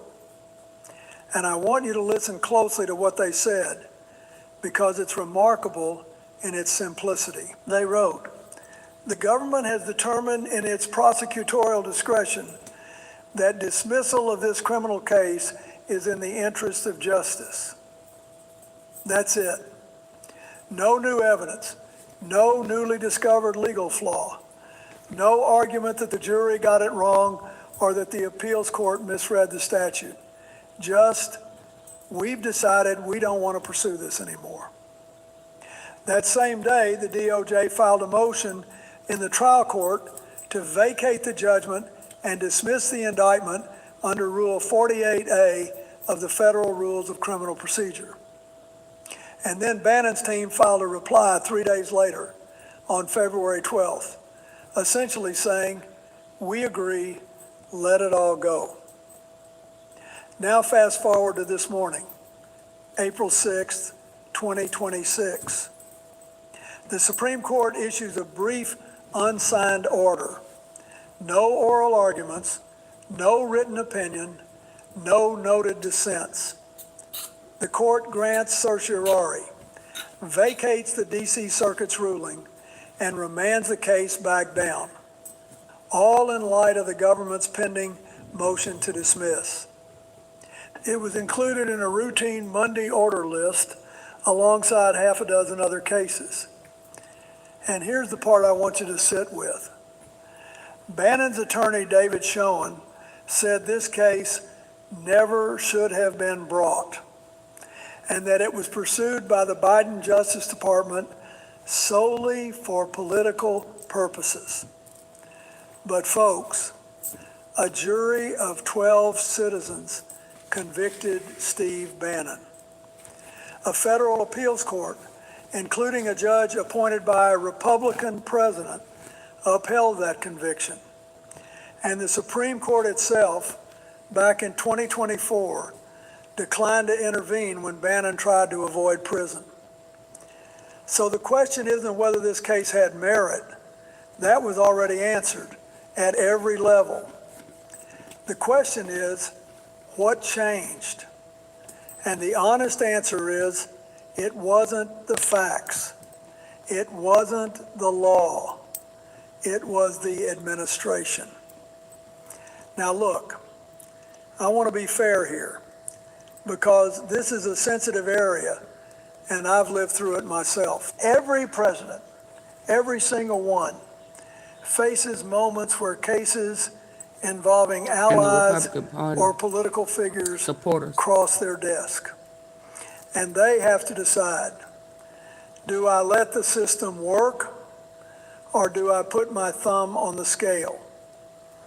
I can tell you from experience, those are some of the loneliest decisions you make, because the pressure is real. People close to you are hurting. Supporters want you to act. And the temptation to use the power you've been given to help the people who helped you, it's always there. But the reason we have a tradition of Justice Department independence in this country isn't because it's convenient. It's because it's necessary. The moment the DOJ becomes an extension of the president's personal interests, you've lost something you can't easily get back. Now, I want to acknowledge Bannon's legal argument because it deserves attention.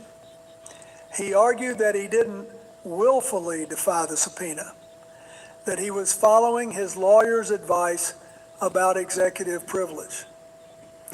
That's a real legal question, and reasonable people can discuss it. But here's the thing. The D.C. Circuit already addressed that. Judge Bradley Garcia wrote that the court had squarely held that under the contempt statute, advice of counsel is no defense at all. That wasn't a close call. It was settled precedent in that circuit. And the Supreme Court, when it had a chance to weigh in back in 2024, declined to disturb it. So when the DOJ came back in February of 2026 and said, we want this dismissed, they didn't come with a new legal theory. They didn't say the DC Circuit got the law wrong. They simply switched sides. And let me tell you something. Prosecutorial discretion is a real and important tool. Prosecutors drop cases for legitimate reasons every day. But there is a difference between exercising discretion and performing an act of political loyalty. And when the government reverses its own position after a conviction, after an appeal, after a prison sentence served, without offering any substantive legal reasoning, people are right to ask which one it is. Now here's where I need you to step back with me from Steve Bannon, the individual, and think about what this means for the system. Because that's the part of this story that affects every single American, regardless of party. Congress has a constitutional power, and I would say a constitutional responsibility to investigate. That's not a partisan invention. It goes all the way back to the founding. The ability to compel testimony and documents is how Congress performs oversight of the executive branch. It's how we find out what went wrong after a crisis. It's how we write better laws. And the enforcement mechanism behind that power is the contempt statute. The law that says if you are summoned by Congress and you willfully refuse, there are consequences. Now think about what just happened. A man defied a congressional subpoena completely, not partially, not conditionally, completely. A grand jury indicted him. A Yep. trial jury convicted him. Yep. An appeals court upheld the conviction. He served his time, and then a new administration came in and told the Supreme Court, erase it. And the court did. Wait, who? In an unsigned order from Steve Bannon, the individual. Oh, yeah.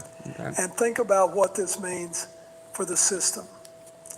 Because that's the part of this story that affects every single American, regardless of party. Congress has a constitutional power. Hey, Nelda.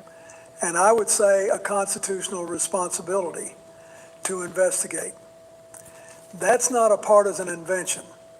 It goes all the way back to the founding. The ability to compel testimony and documents is how Congress performs oversight of the executive branch. It's how we find out what went wrong after a crisis. It's how we write better laws. And the enforcement mechanism behind that power is the contempt statute. The law that says if you are summoned by Congress and you willfully refuse, there are consequences. Now think about what just happened. A man defied a congressional subpoena completely, not partially, not conditionally, completely. A grand jury indicted him. A trial jury convicted him. An appeals court upheld the conviction. He served his time, and then a new administration came in and told the Supreme Court, erase it. And the court did.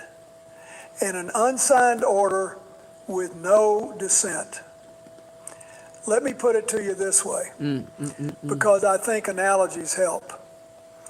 Imagine your city council is investigating misuse of public funds, and they subpoena the mayor's chief of staff. The chief of staff says, I'm not coming. A court holds him in contempt. He serves his sentence. And then a new mayor takes office and tells the judge, forget it ever happened, wipe the record clean. What would you think about the next subpoena that city council issues? Would anyone take it seriously? That's the precedent we're looking at. And it's not a Democratic problem or a Republican problem. It's a structural problem. Because if this stands, then any future White House aide under any president of any party can look at a congressional subpoena and calculate, if I just hold out long enough and the right administration comes along, they'll take care of it. The subpoena becomes a suggestion, and congressional oversight becomes theater. We've got to be honest about where that road leads. Now, I want to put this in a broader context, because the Bannon decision didn't happen in isolation. It's part of a pattern, and it's important to see the full picture. On his first day back in office in January 2025, President Trump signed an executive order granting full, complete, and unconditional pardons to the vast majority of January 6 defendants. Right. He commuted the sentences of others. That was a sweeping act of clemency that affected hundreds of people. And now, with the Bannon case, and with similar action taken in the Sittenfeld case that was also remanded by the Supreme Court this very morning, we're seeing a different mechanism. Not a pardon, but a DOJ requested dismissal that vacates the conviction entirely. And here's why that distinction matters. A pardon forgives, but it leaves the conviction on the record. What happened today goes further. It wipes the slate clean, as if the conviction never existed. In some ways, that's more powerful than a pardon. And it's done not through the political act of clemency, which at least has the honesty of being visibly presidential. It's done through the machinery of the courts, dressed up in the neutral language of prosecutorial discretion. Let me tell you what the political effect of this is, because I've been in politics long enough to understand how incentives work. This sends a message. It tells every current and future aide in that White House, if you are asked to defy Congress to protect the president, do it. Because even if you're convicted, even if you go to prison, the next friendly administration will reach back and undo it for you. That is a powerful incentive structure. And I'll give them credit. It's politically effective. It consolidates loyalty. It rewards defiance. But the long-term cost to accountability is enormous, because you've just told an entire generation of political operatives that there is no lasting consequence for obstructing a congressional investigation so long as your side wins the next election. So where does this go from here? Let me lay out what I think we're looking at, because I believe in being honest about consequences even when they're uncomfortable.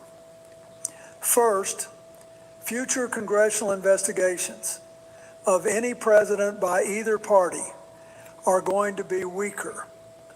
Any witness who's told to defy a subpoena now has a roadmap. Resist, litigate, run out the clock, and hope the next administration cleans it up. The contempt of Congress statute, which is already difficult to enforce, may become effectively toothless against anyone with strong political connections. That doesn't just hurt Democrats. It hurts every American who believes Congress should be able to do its job. Second, the norm of Justice Department independence, and I want to stress it is a norm, not a law, continues to erode. When the DOJ reverses its own successful prosecution, not because of new evidence or new law, but because of a change in political leadership, it tells the public that justice depends on who's in the White House. And once people believe that, it's very hard to rebuild trust. Crazy. Third, the Supreme Court's role in this troubles me. The court facilitated this outcome through a brief, unsigned order with no noted dissents. That means we don't know if any justice objected. We don't have a written opinion explaining the reasoning.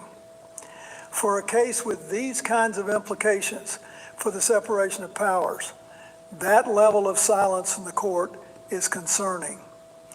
It suggests the justices may not see themselves as a check on this particular dynamic, or at least not today. And fourth, and this is the one that worries me most, this sets a precedent that future administrations of either party could follow. If a Democratic president takes office someday and uses the DOJ to dismiss convictions of political allies, the other side will have no standing to complain, because the playbook has already been written. That kind of escalation could destabilize the justice system for a generation. Now, I don't want to be all doom and gloom here, because I've learned something about this country over a long career. American institutions are more resilient than people give them credit for. The saving grace in all of this may be that we're talking about it, that people are paying attention, that journalists are documenting it, that legal scholars are raising alarms. Sunlight, as they say, is still the best disinfectant. Let me close with this, because I think it's the most important thing I can say today. The strength of American democracy has never depended on the assumption that powerful people will always do the right thing. That would be naive, and our founders weren't naive. They knew that power tempts. They knew that loyalty can override principle. And so they built a system with checks and balances, with independent courts, with congressional oversight, with a Justice Department that was meant to serve the law and not the president, designed to hold people accountable even when they don't want to be held accountable. What we saw today is a test of that system. And I'll be honest, the system didn't pass this particular test. Didn't pass the jury's verdict was undone. A conviction upheld at every level was vacated. And it happened not because the law changed or the facts changed, but because the political winds changed. That should concern anyone who cares about the rule of law, regardless of which party they vote for. But here's the honest truth, and I really believe this. I've seen this country go through a lot. I was there for constitutional crises and government shutdowns and partisan battles that people thought would tear us apart. And the one thing I've learned is that America has a way of finding its way back. Not automatically, not inevitably, but because enough people, ordinary citizens, not politicians, care enough to insist on it. That's what democracy requires. Not perfection, participation. Not blind faith in institutions, but the willingness to defend them when they're under pressure and to repair them when they've been damaged. The question this moment puts to every one of us isn't about Steve Bannon. It's about whether we still believe that no one is above the law, and whether we're willing to do the hard work of making that principle mean something. I believe we are, but it's going to take all of us. And it starts with paying attention to the things that happen quietly on an ordinary Monday morning, right, that most people don't realize could change everything. Can I get y'all to hit the like button?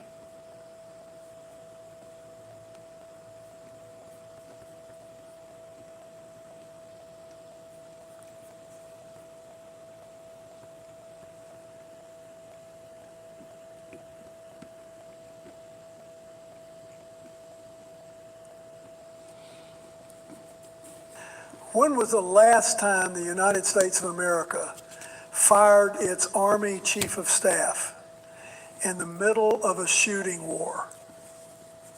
Take your time. Think about it. The answer is it hasn't happened. Never. Not in Korea, not in Vietnam, not in Desert Storm, not in Iraq, not in Afghanistan. Not once ever in modern American history until 2 days ago. On April 2nd, 2026, Defense Secretary Pete Hegseth called General Randy George, a West Point graduate, a veteran of Desert Storm, Iraq, and Afghanistan, a man who has served under 7 presidents of both parties, and told him to retire immediately, effective now. While American soldiers from the 82nd Airborne are deploying to the Middle East, while at least 13 of our service members have been killed, while over 200 have been wounded, while an F-15E Strike Eagle, one of our finest aircraft, was just shot down over Iran. And as I speak to you, we still don't know the fate of one of its crew members.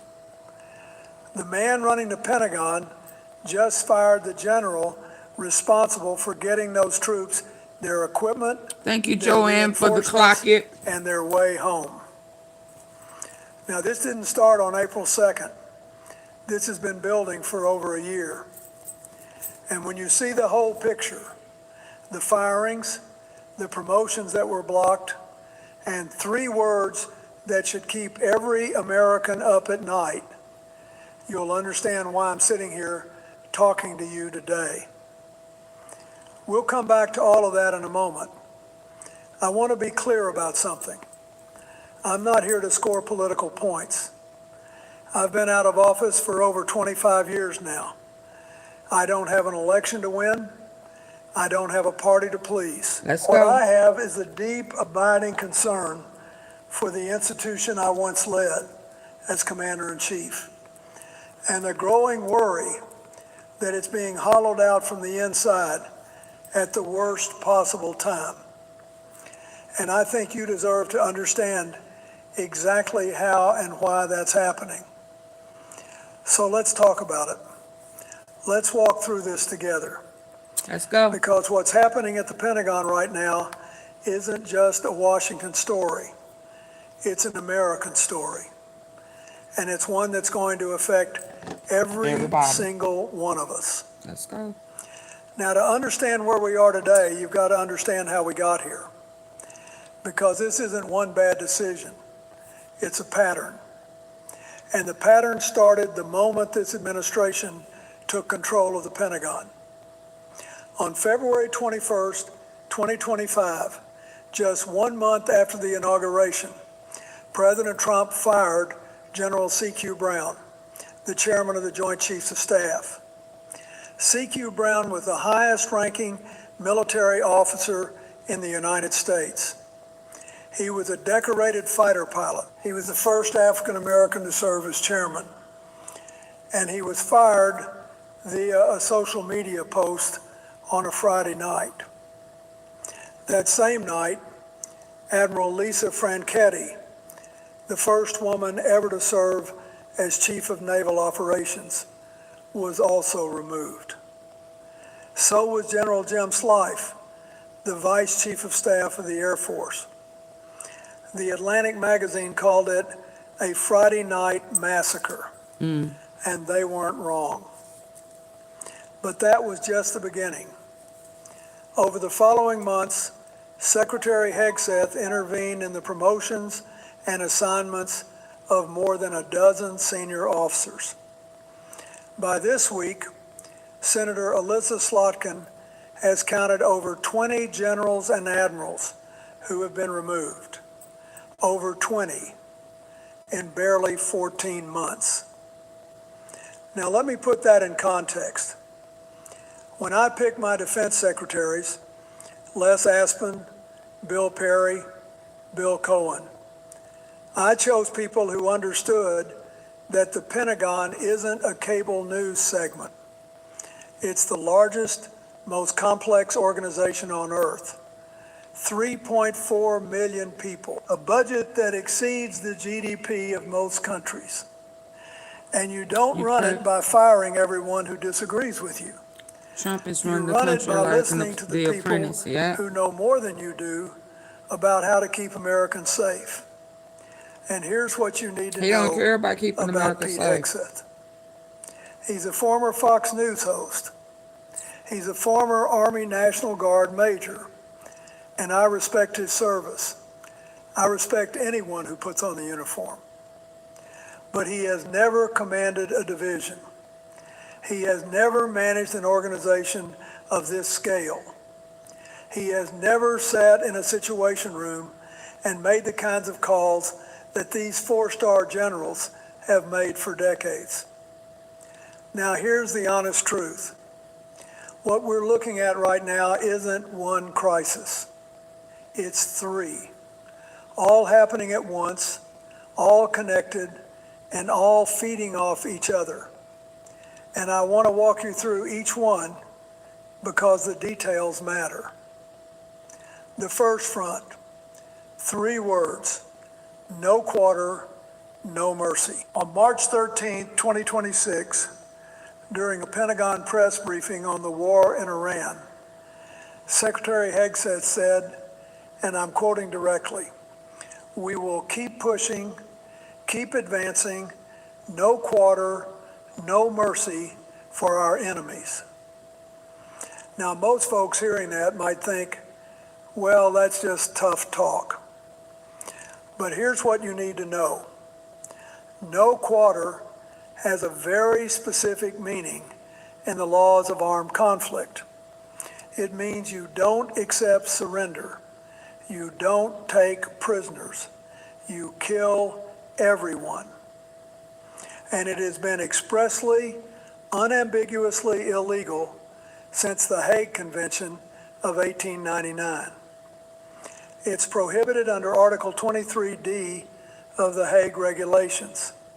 It's a war crime under the Rome Statute, and it's a war crime under our own Department of Defense Law of War Manual, the rules we wrote for ourselves. Legal experts at Just Security published a detailed memorandum on this. Senator Mark Kelly demanded a formal clarification. Over 100 U.S.-based legal scholars have now stated that these words, coming from the Secretary of Defense, constitute the language of a war crime. I dealt with war. I dealt with Bosnia, with Kosovo, with Iraq. And one thing every commander-in-chief learns, or should learn, is that the laws of war are not optional. They aren't something you follow when it's convenient. They exist because once you cross that line, you cannot come back. The second front, the blocked promotions. On March 27th, the New York Times reported that Hegseth personally struck 4 officers from a brigadier general promotion list of roughly 36 names. 2 were black men, 2 were women.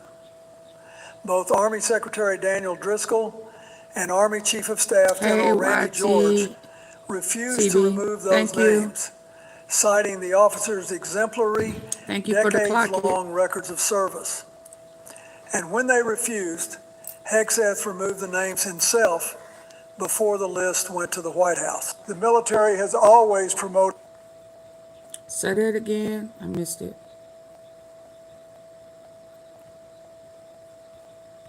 Struck 4 officers from a brigadier general promotion list of roughly 36 names.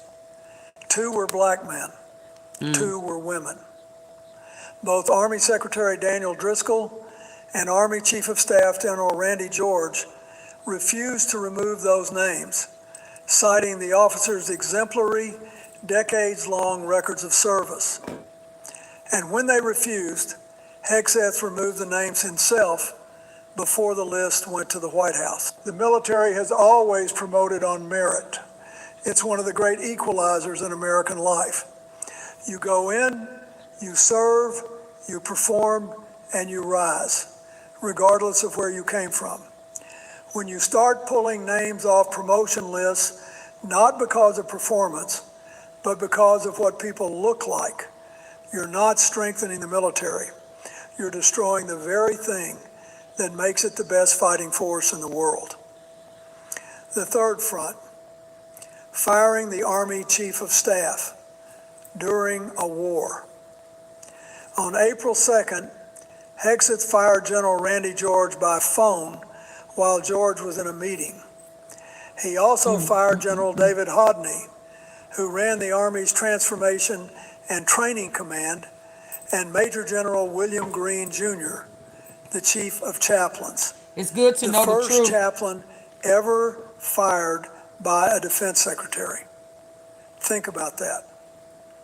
George's replacement, General Christopher Leneve, Hegseth's former military aide. Pentagon spokesperson Sean Parnell said Leneve is completely trusted by Secretary Hegseth to carry out the vision of this administration without fault. Without fault. You don't want a general who executes without fault. You want a general who tells you when you're making one.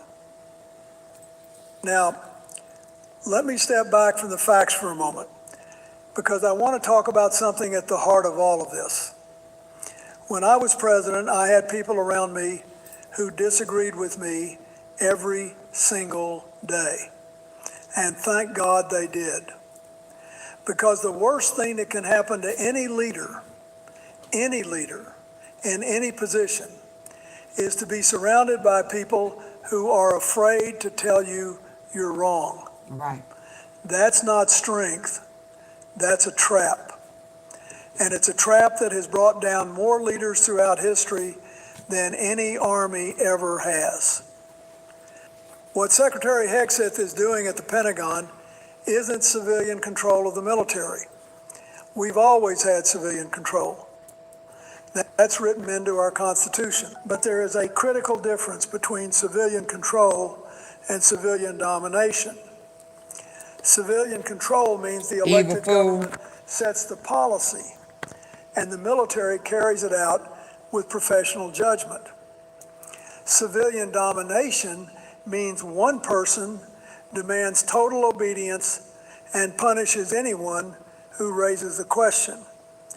And what we're seeing right now looks a lot more like the second one.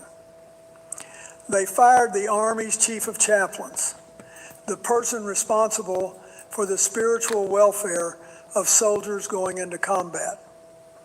What message does that send to a young private getting on a transport plane to the Middle East? That even the person who's supposed to take care of your soul can be discarded if they're inconvenient. And let me address the warrior ethos language. I believe in warriors. I believe in strength. But real warrior cultures, the ones that last, the ones that win, aren't built on fear. They're built on trust. You trust your chain of command. You trust that your leaders will make sound decisions. You trust that if you do your job with honor, you'll be recognized for it. When you start firing people for their identity and replacing them with personal aids, you're not building a warrior culture.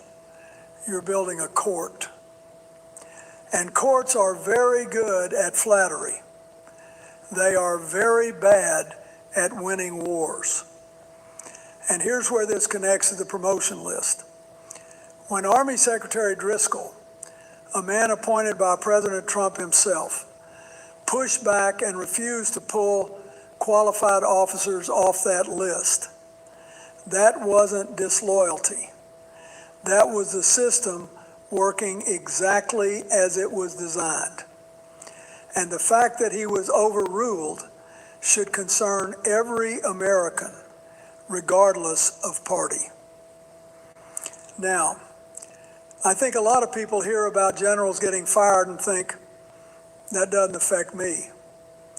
Let me tell you, it affects every single one of us. Here's how. First, I agree. They firing everybody readiness. with common sense. Right I now, totally we agree. are at war. At least 13 service members have been killed, over 200 wounded. An F-15E was shot down, the first American fighter jet brought down by enemy fire in decades. The 82nd Airborne is deploying, and the 4-star general responsible for getting those soldiers what they need to survive was just fired by phone. This is life and death. Second, institutional knowledge.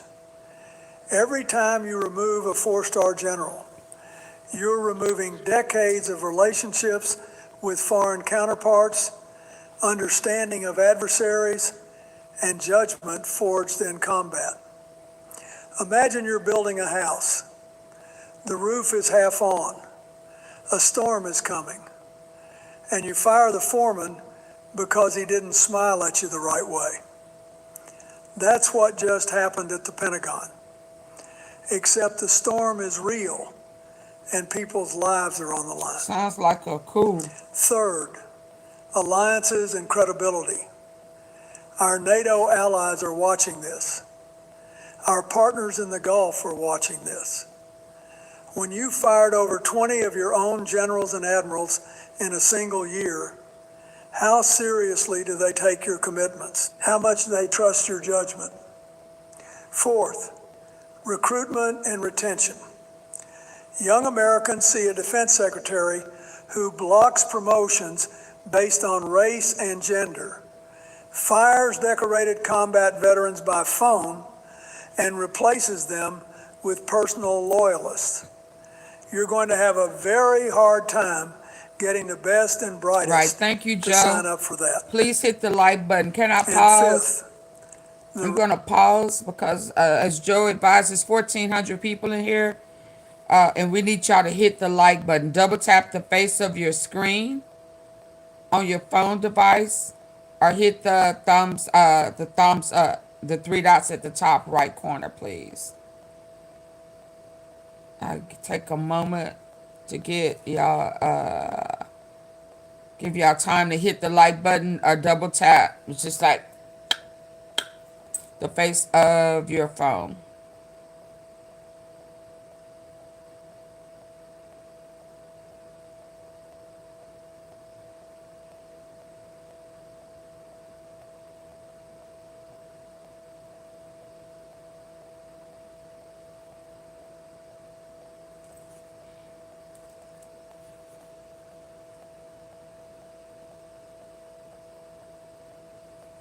rule of law.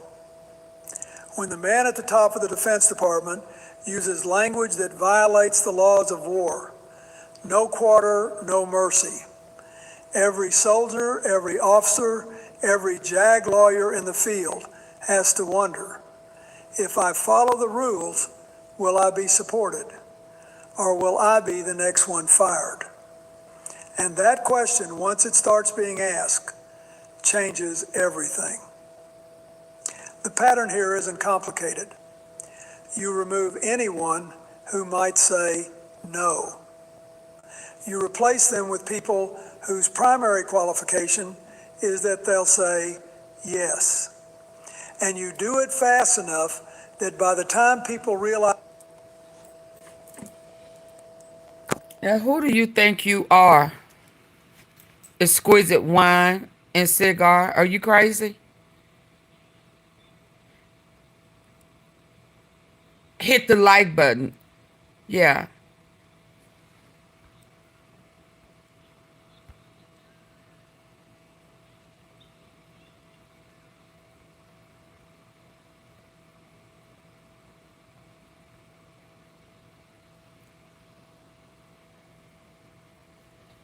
Now, if you come over here being disrespectful, I'll get you out of here. It's my platform. If I want to talk, I will.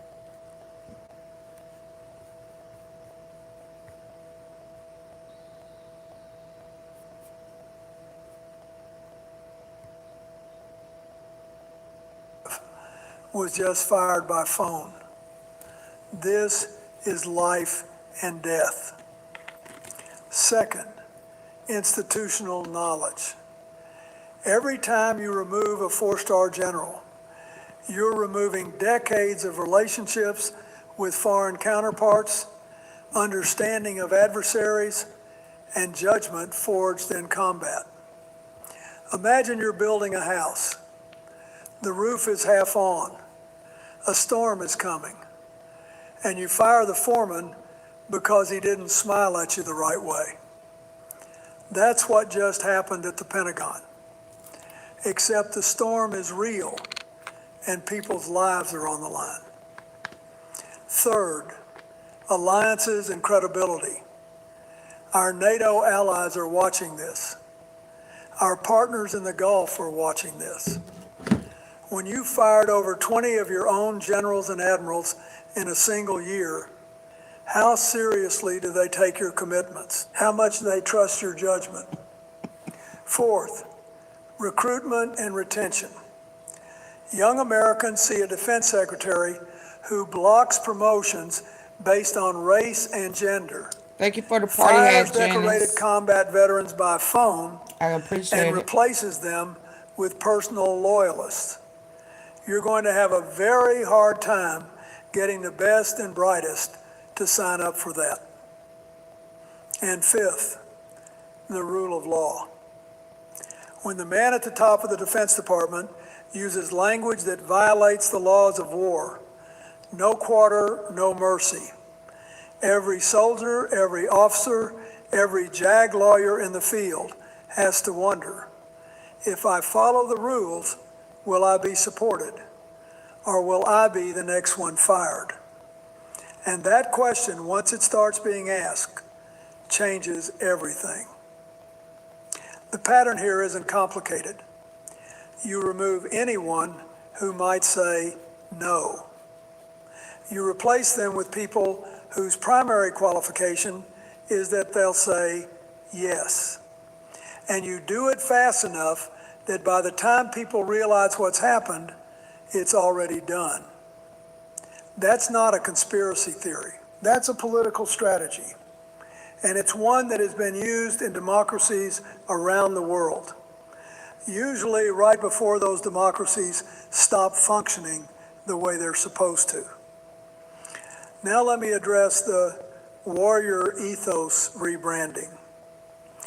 If you frame the removal of black and female officers as restoring meritocracy, then a purge looks like reform. If you frame loyalty tests as standards, then obedience looks like professionalism. And if you frame anyone who raises an objection as woke, then dissent looks like a character flaw rather than what it actually is, the duty of every officer who swears an oath to the Constitution. Here's what I find most revealing. When General George was fired, Republicans rallied behind him. Members of the president's own party praised his service, his character, his dedication. Defense of protection all around. That tells you this isn't a partisan military. issue. This is an institutional one. When the president's own allies are uncomfortable with what's being done in his name, that's a warning signal. This isn't about whether you voted for Donald Trump or Kamala Harris. This is about whether the institutions that keep us safe answer to the Constitution or to one person's preferences. Now let me look forward. Not to predict the future, but to lay out the roads in front of us. The first scenario is course correction. Congress reasserts its oversight authority. The Senate Armed Services Committee demands real hearings. Bipartisan coalitions form to protect military promotion processes and reaffirm the laws of war. Secretary Hegseth is either constrained or replaced by someone with the experience the job demands. This has happened before. When things go too far, Americans have a way of pulling them back. The second scenario, and the one that worries me most, is drift and normalization. The firings continue, but more quietly. The officers who pushed back are gone, and their replacements don't push back. The military becomes a more politicized institution, gradually, until one day we realize the generals advising the president aren't the best military minds in the country. They're the most politically convenient ones. This frightens me most. Not the dramatic collapse, the slow erosion. Because you can fight a crisis, but you can't fight something people stop noticing. And the third scenario, the worst case, is escalation and fracture. The war intensifies. Casualties mount. New leadership selected for loyalty makes strategic errors because no one is left willing to say, "Sir, that's not going to work." Allies distance themselves. Recruitment plummets. And at some point, a military officer in the field faces a choice between following an illegal order and ending their career. And they choose the order because every example they've seen tells them that's how you survive. That's not likely, but the conditions for it are being created, one firing at a time, one loyalty test at a time, one set of words, no quarter, no mercy, at a time. Democracy isn't a thing you achieve, it's a thing you maintain. Every generation has to choose to keep it. Let me close with something personal. There are human beings in uniform right now affected by everything we've been talking about. If I could sit down with a young man or woman about to get on a plane to the Middle East right now, here's what I'd tell them. Your service matters. Your oath matters. The Constitution you swore to defend is bigger than any one person, any one defense secretary, any one president. It was there before all of us. It'll be there after all of us. Follow the law. Do what's right. And know that there are millions of Americans of both parties who have your back. Not because of your politics, because of your service. The Department of Defense is the most powerful institution in the free world, and its power comes not from its weapons, though Lord knows we've got plenty of those, but from the trust and professionalism of the people who serve in it. When you replace trust with fear and professionalism with loyalty tests, you don't make that institution stronger. You make it brittle. And brittle things break at the worst possible moment, when the pressure is greatest, when the stakes are highest, when the lives on the line are the ones that matter most. America didn't become the strongest nation on earth by demanding blind obedience from its military. We became that nation because we built a military that was professional, disciplined, bound by law, and led by the most capable people we could find, regardless of their background, regardless of their identity, regardless of whether they made the boss comfortable. That's our tradition. That's our strength. And it's worth defending with the same vigor we defend anything else. I've been around long enough to know that no one speech changes everything. But I also know that the reason America is still here, still standing, is that ordinary people, people like you, pay attention. When they see something wrong, they speak up. They call their representatives. They vote. They teach their children that power without accountability is the most dangerous thing in the world. That's all I'm asking. Pay attention. Ask questions. Hold your leaders accountable, all of them, including me when I was in that chair. Because this country doesn't belong to any president, any party, or any cable news network. It belongs to you. It always has. And I still believe with all my heart that we're going to get this right, but only if we choose to. Thank you. Okay, I got one more I'm going to play. Let me get to it. Bear with me. Can I get y'all to hit the like button with 1,000 people in here?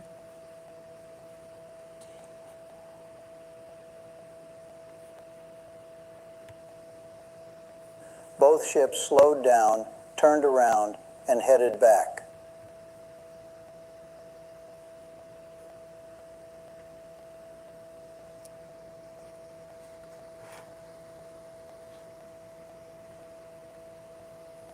Something happened today that most analysts completely missed.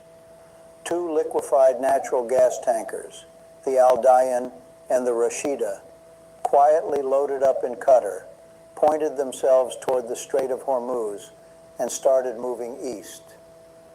For a brief moment, it looked like the first Gulf energy export since this war began might actually make it through.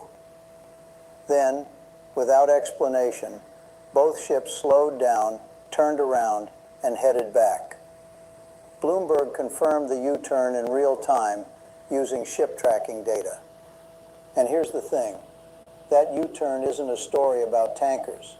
It's a live readout of whether a secret peace deal is collapsing in real time.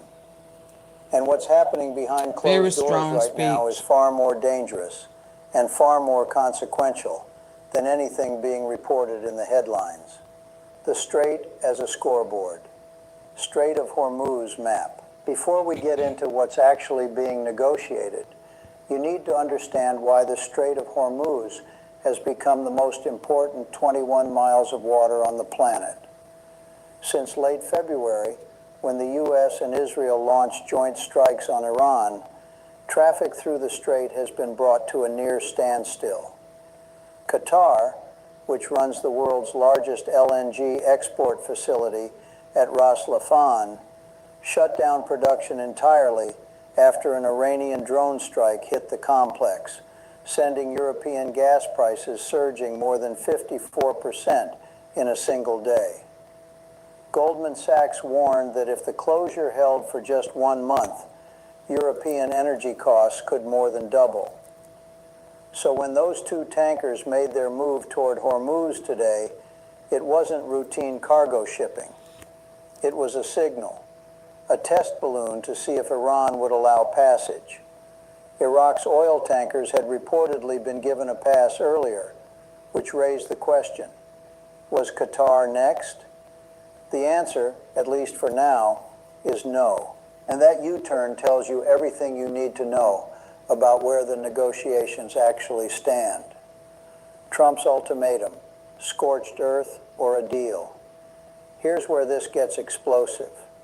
According to multiple reports, Trump issued Iran a hard deadline: open the Strait of Hormuz or face consequences that go far beyond anything seen so far.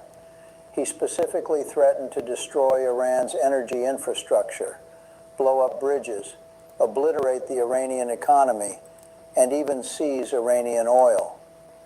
When the Wall Street Journal pressed him on whether that kind of economic destruction would hurt ordinary Iranians, the very people he claimed to be liberating, Trump's answer was blunt and frankly politically calculated. He said the Iranian people themselves want this, that they're living in hell already, and they understand exactly what he's doing. Whether you believe that or not, it's a striking statement for a sitting president to make, and it reveals something important. Trump is not bluffing. He genuinely believes military and economic pressure is the fastest path to forcing Iran's hand at the table. But here's the contradiction that nobody is squaring. Trump has simultaneously put a massive, arguably generous offer on the table for Iran. And understanding that offer is the key to understanding why this war hasn't ended and why it might be about to escalate dramatically. Pakistan's back channel, the two-phase peace plan. Ever wondered what your home looks like from space? Enter your address and get a 360-degree satellite view of your home. What most people don't know is that the United States has been running a quiet diplomatic track through Pakistan. Pakistan's civil and military leadership, including Army Chief Field Marshal Asim Munir, who held a direct call with Trump confirmed by the White House, has been relaying proposals between Washington and Tehran.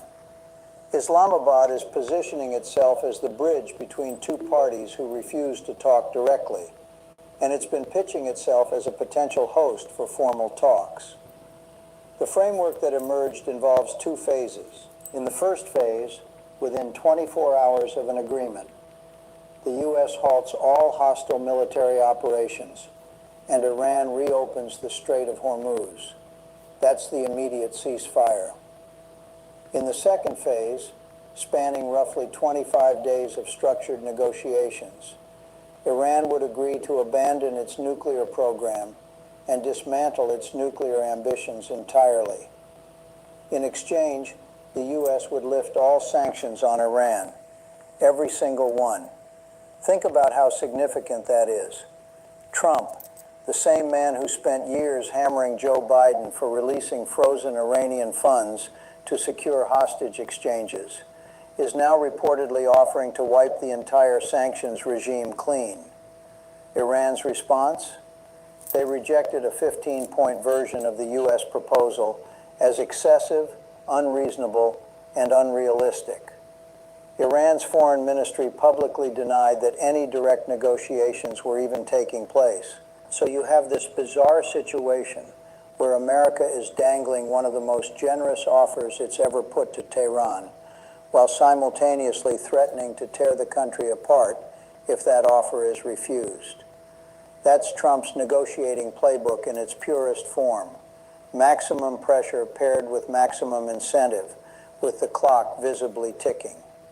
Israel's parallel war, the 40 spy cells, and the decapitation campaign. While this diplomatic chess match plays out, Israel has been running its own completely separate campaign, and it's operating on a completely different logic. Israel isn't waiting for a deal. Israel is trying to destroy as much of Iran's military and intelligence infrastructure as possible before any ceasefire can lock in a status quo. Just yesterday, Israel confirmed the assassination of Majid Kademi, the intelligence chief of Iran's Revolutionary Guards. The IDF stated he was killed in a precision strike and simultaneously announced the elimination of Asghar Bagheri, the Quds Force's Special Operations Commander. That's two of Iran's most senior intelligence figures killed in a single operation. According to the IDF, Kademi was deeply involved in attempts to penetrate U.S. systems, including efforts to breach the Pentagon, and had coordinated extensively with Russia. His killing was not random. It was specifically motivated by the discovery of 40 Iranian spy cells operating inside Israel, all of them composed of Israeli citizens, not dual nationals, not foreign agents, actual Jewish Israelis who had been recruited to work for Tehran. The revelation sent shockwaves through Israeli intelligence. It meant Iran had built a spy network from the inside out, and someone at the top had been running it. And then there's the economic warfare. On the same day, Israel struck Iran's Asaluya petrochemical complex, the largest petrochemical facility in the country, responsible for approximately 50% of Iran's domestic petrochemical production and around 85% of its petrochemical exports. Israeli Defense Minister Israel Katz called it a severe economic blow to Tehran. The facility sits adjacent to the South Pars gas field, the world's largest offshore gas reservoir. Hitting Asaluya wasn't just symbolic. It was a calculated attempt to strangle one of the last functioning revenue streams keeping Iran's economy from total collapse. This is the pattern analysts keep noting. Israel has shifted from targeting geographic zones to targeting high-value assets specifically, the most strategically critical leaders, the most economically vital infrastructure. It's no longer about controlling territory. It's about maximum damage in minimum time before any diplomatic window closes. How Netanyahu steered Trump into this war. Now for the part that's genuinely uncomfortable to discuss, because it gets into the internal dynamics of how America's most consequential military decision in years actually got made. The New York Times, citing American and Israeli officials, diplomats, lawmakers, and intelligence figures, reported that Netanyahu played a central role in steering Trump toward war with Iran, personally lobbying the White House for months and working to ensure that diplomatic talks did not derail plans for a military offensive. The process reportedly began in December at Mar-a-Lago, when Netanyahu sought Trump's permission for Israel to strike Iran's missile sites. 2 months later, he got something far bigger, a full American partnership. Meet EM Sense, a breakthrough in foot therapy that wraps around your foot and ankle like a therapeutic boot and attacks the root cause of your pain in. The Guardian, building on reporting by The Atlantic, went further, revealing what Netanyahu reportedly told Trump in private.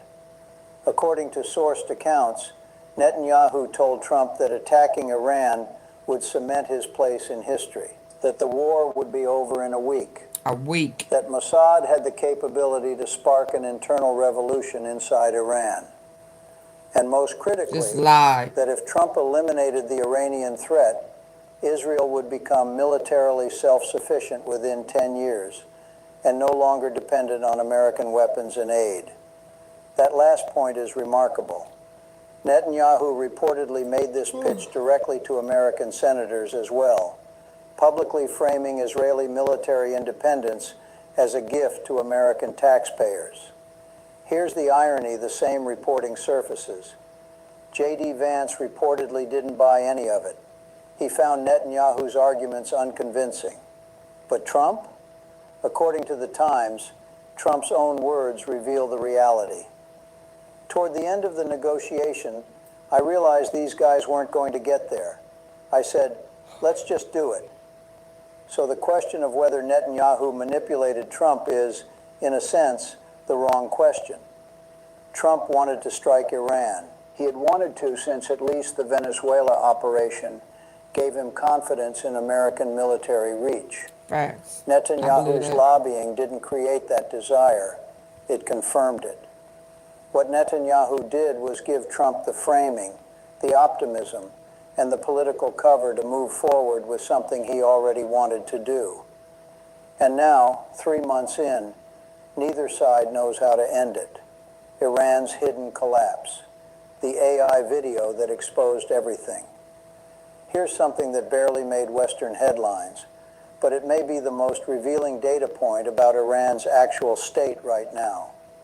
An AI-generated video surfaced purporting to show Mojtaba Khamenei, the son of the late supreme leader and the presumptive figure of authority in post-war Iran, entering a military bunker and addressing commanders.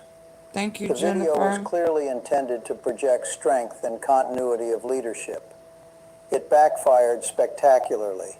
American intelligence analysts immediately flagged the video as AI-generated, and the broader observation it confirmed, that Mojtaba Khamenei appears unable to make live, recorded public statements, that his official communications have been written text read aloud by broadcasters rather than personal addresses, deepened concerns about whether there is any functional central authority directing Iran at this point.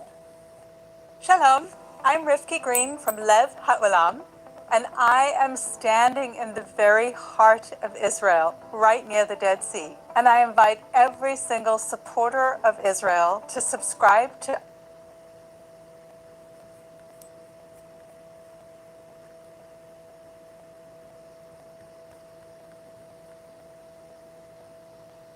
This isn't a minor PR problem. When a government has to fabricate evidence of its own leader's existence, you're no longer talking about a weakened adversary. You're talking about something approaching governmental disintegration. Iran's leadership has been systematically decapitated since the beginning of the conflict. The list of senior IRGC and intelligence ministry officials killed since late February reads like a roster of the entire top tier of Iran's security apparatus. And yet, and this is the crucial paradox, Iran hasn't opened the Strait of Hormuz. An apparently collapsing state is still holding the single most valuable piece of leverage it has and showing no signs of surrendering it. The Gulf states' calculated silence. Amid all this, there's one story that's gotten almost no attention. The fact that Saudi Arabia, the UAE, Kuwait, and the other Gulf states have stayed out of this war entirely. And according to several analysts, that might be the smartest geopolitical decision of 2026. The reasoning is straightforward, and one analyst laid it out clearly. Saudi Arabia has its East-West pipeline, which can route oil exports through the Red Sea, bypassing Hormuz entirely. The UAE has Fujairah Port on the Gulf of Oman, outside the Strait's choke point. Even Iraq has been routing some of its oil through Syria and out via Mediterranean terminals.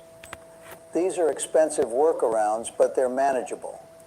The alternative, entering the war directly, would mean absorbing Iranian missile strikes from less than 200 kilometers away.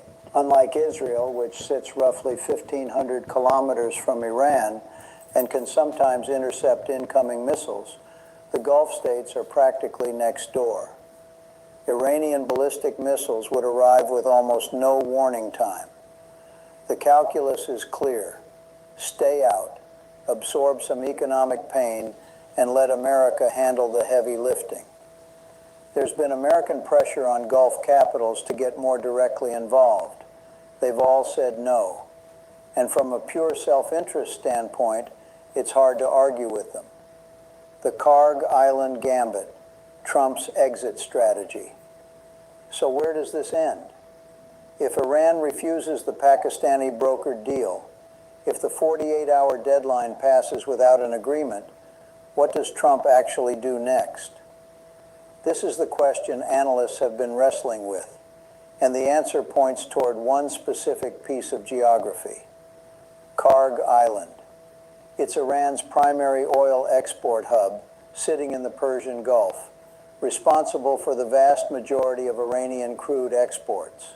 On March 13th, Trump announced that the U.S. military had totally obliterated every military target on the island in what he called one of the most powerful bombing raids in the history of the Middle East, while deliberately sparing the oil infrastructure itself, citing reasons of decency. He then immediately threatened to immediately reconsider that restraint if Iran didn't reopen Hormuz. Since then, reports from Reuters, Axios, and The Guardian have confirmed that the Trump administration has been actively weighing whether to send ground forces to physically occupy or blockade Karg Island. 2 contingents of Marines have reportedly been positioned in the region, and the Pentagon has been planning to send thousands of airborne troops to give Trump more options. A White House official told the BBC bluntly, "The United States military can take out Karg Island at any time." But here's the military analyst's counter-argument, and it's compelling. Taking Karg Island isn't the hard part. The hard part is staying there. Once American forces occupy the island, they become a fixed, isolated target, surrounded by Iranian missile batteries, drone swarms, and a regime with nothing left to lose. You can seize an island in a day. You can't leave it without declaring defeat. And Iran could simply keep the Strait of Hormuz closed anyway, because Hormuz and Karg Island are 2 separate leverage points. Seizing one doesn't automatically unlock the other. The analyst community is essentially divided between those who think the occupation threat is a legitimate Trump escalation tool, and those who think it's a trap Iran would be perfectly happy to let America walk into. The 48-hour window. Here's where everything stands right now, and why the next 2 days matter more than the previous 6 weeks combined.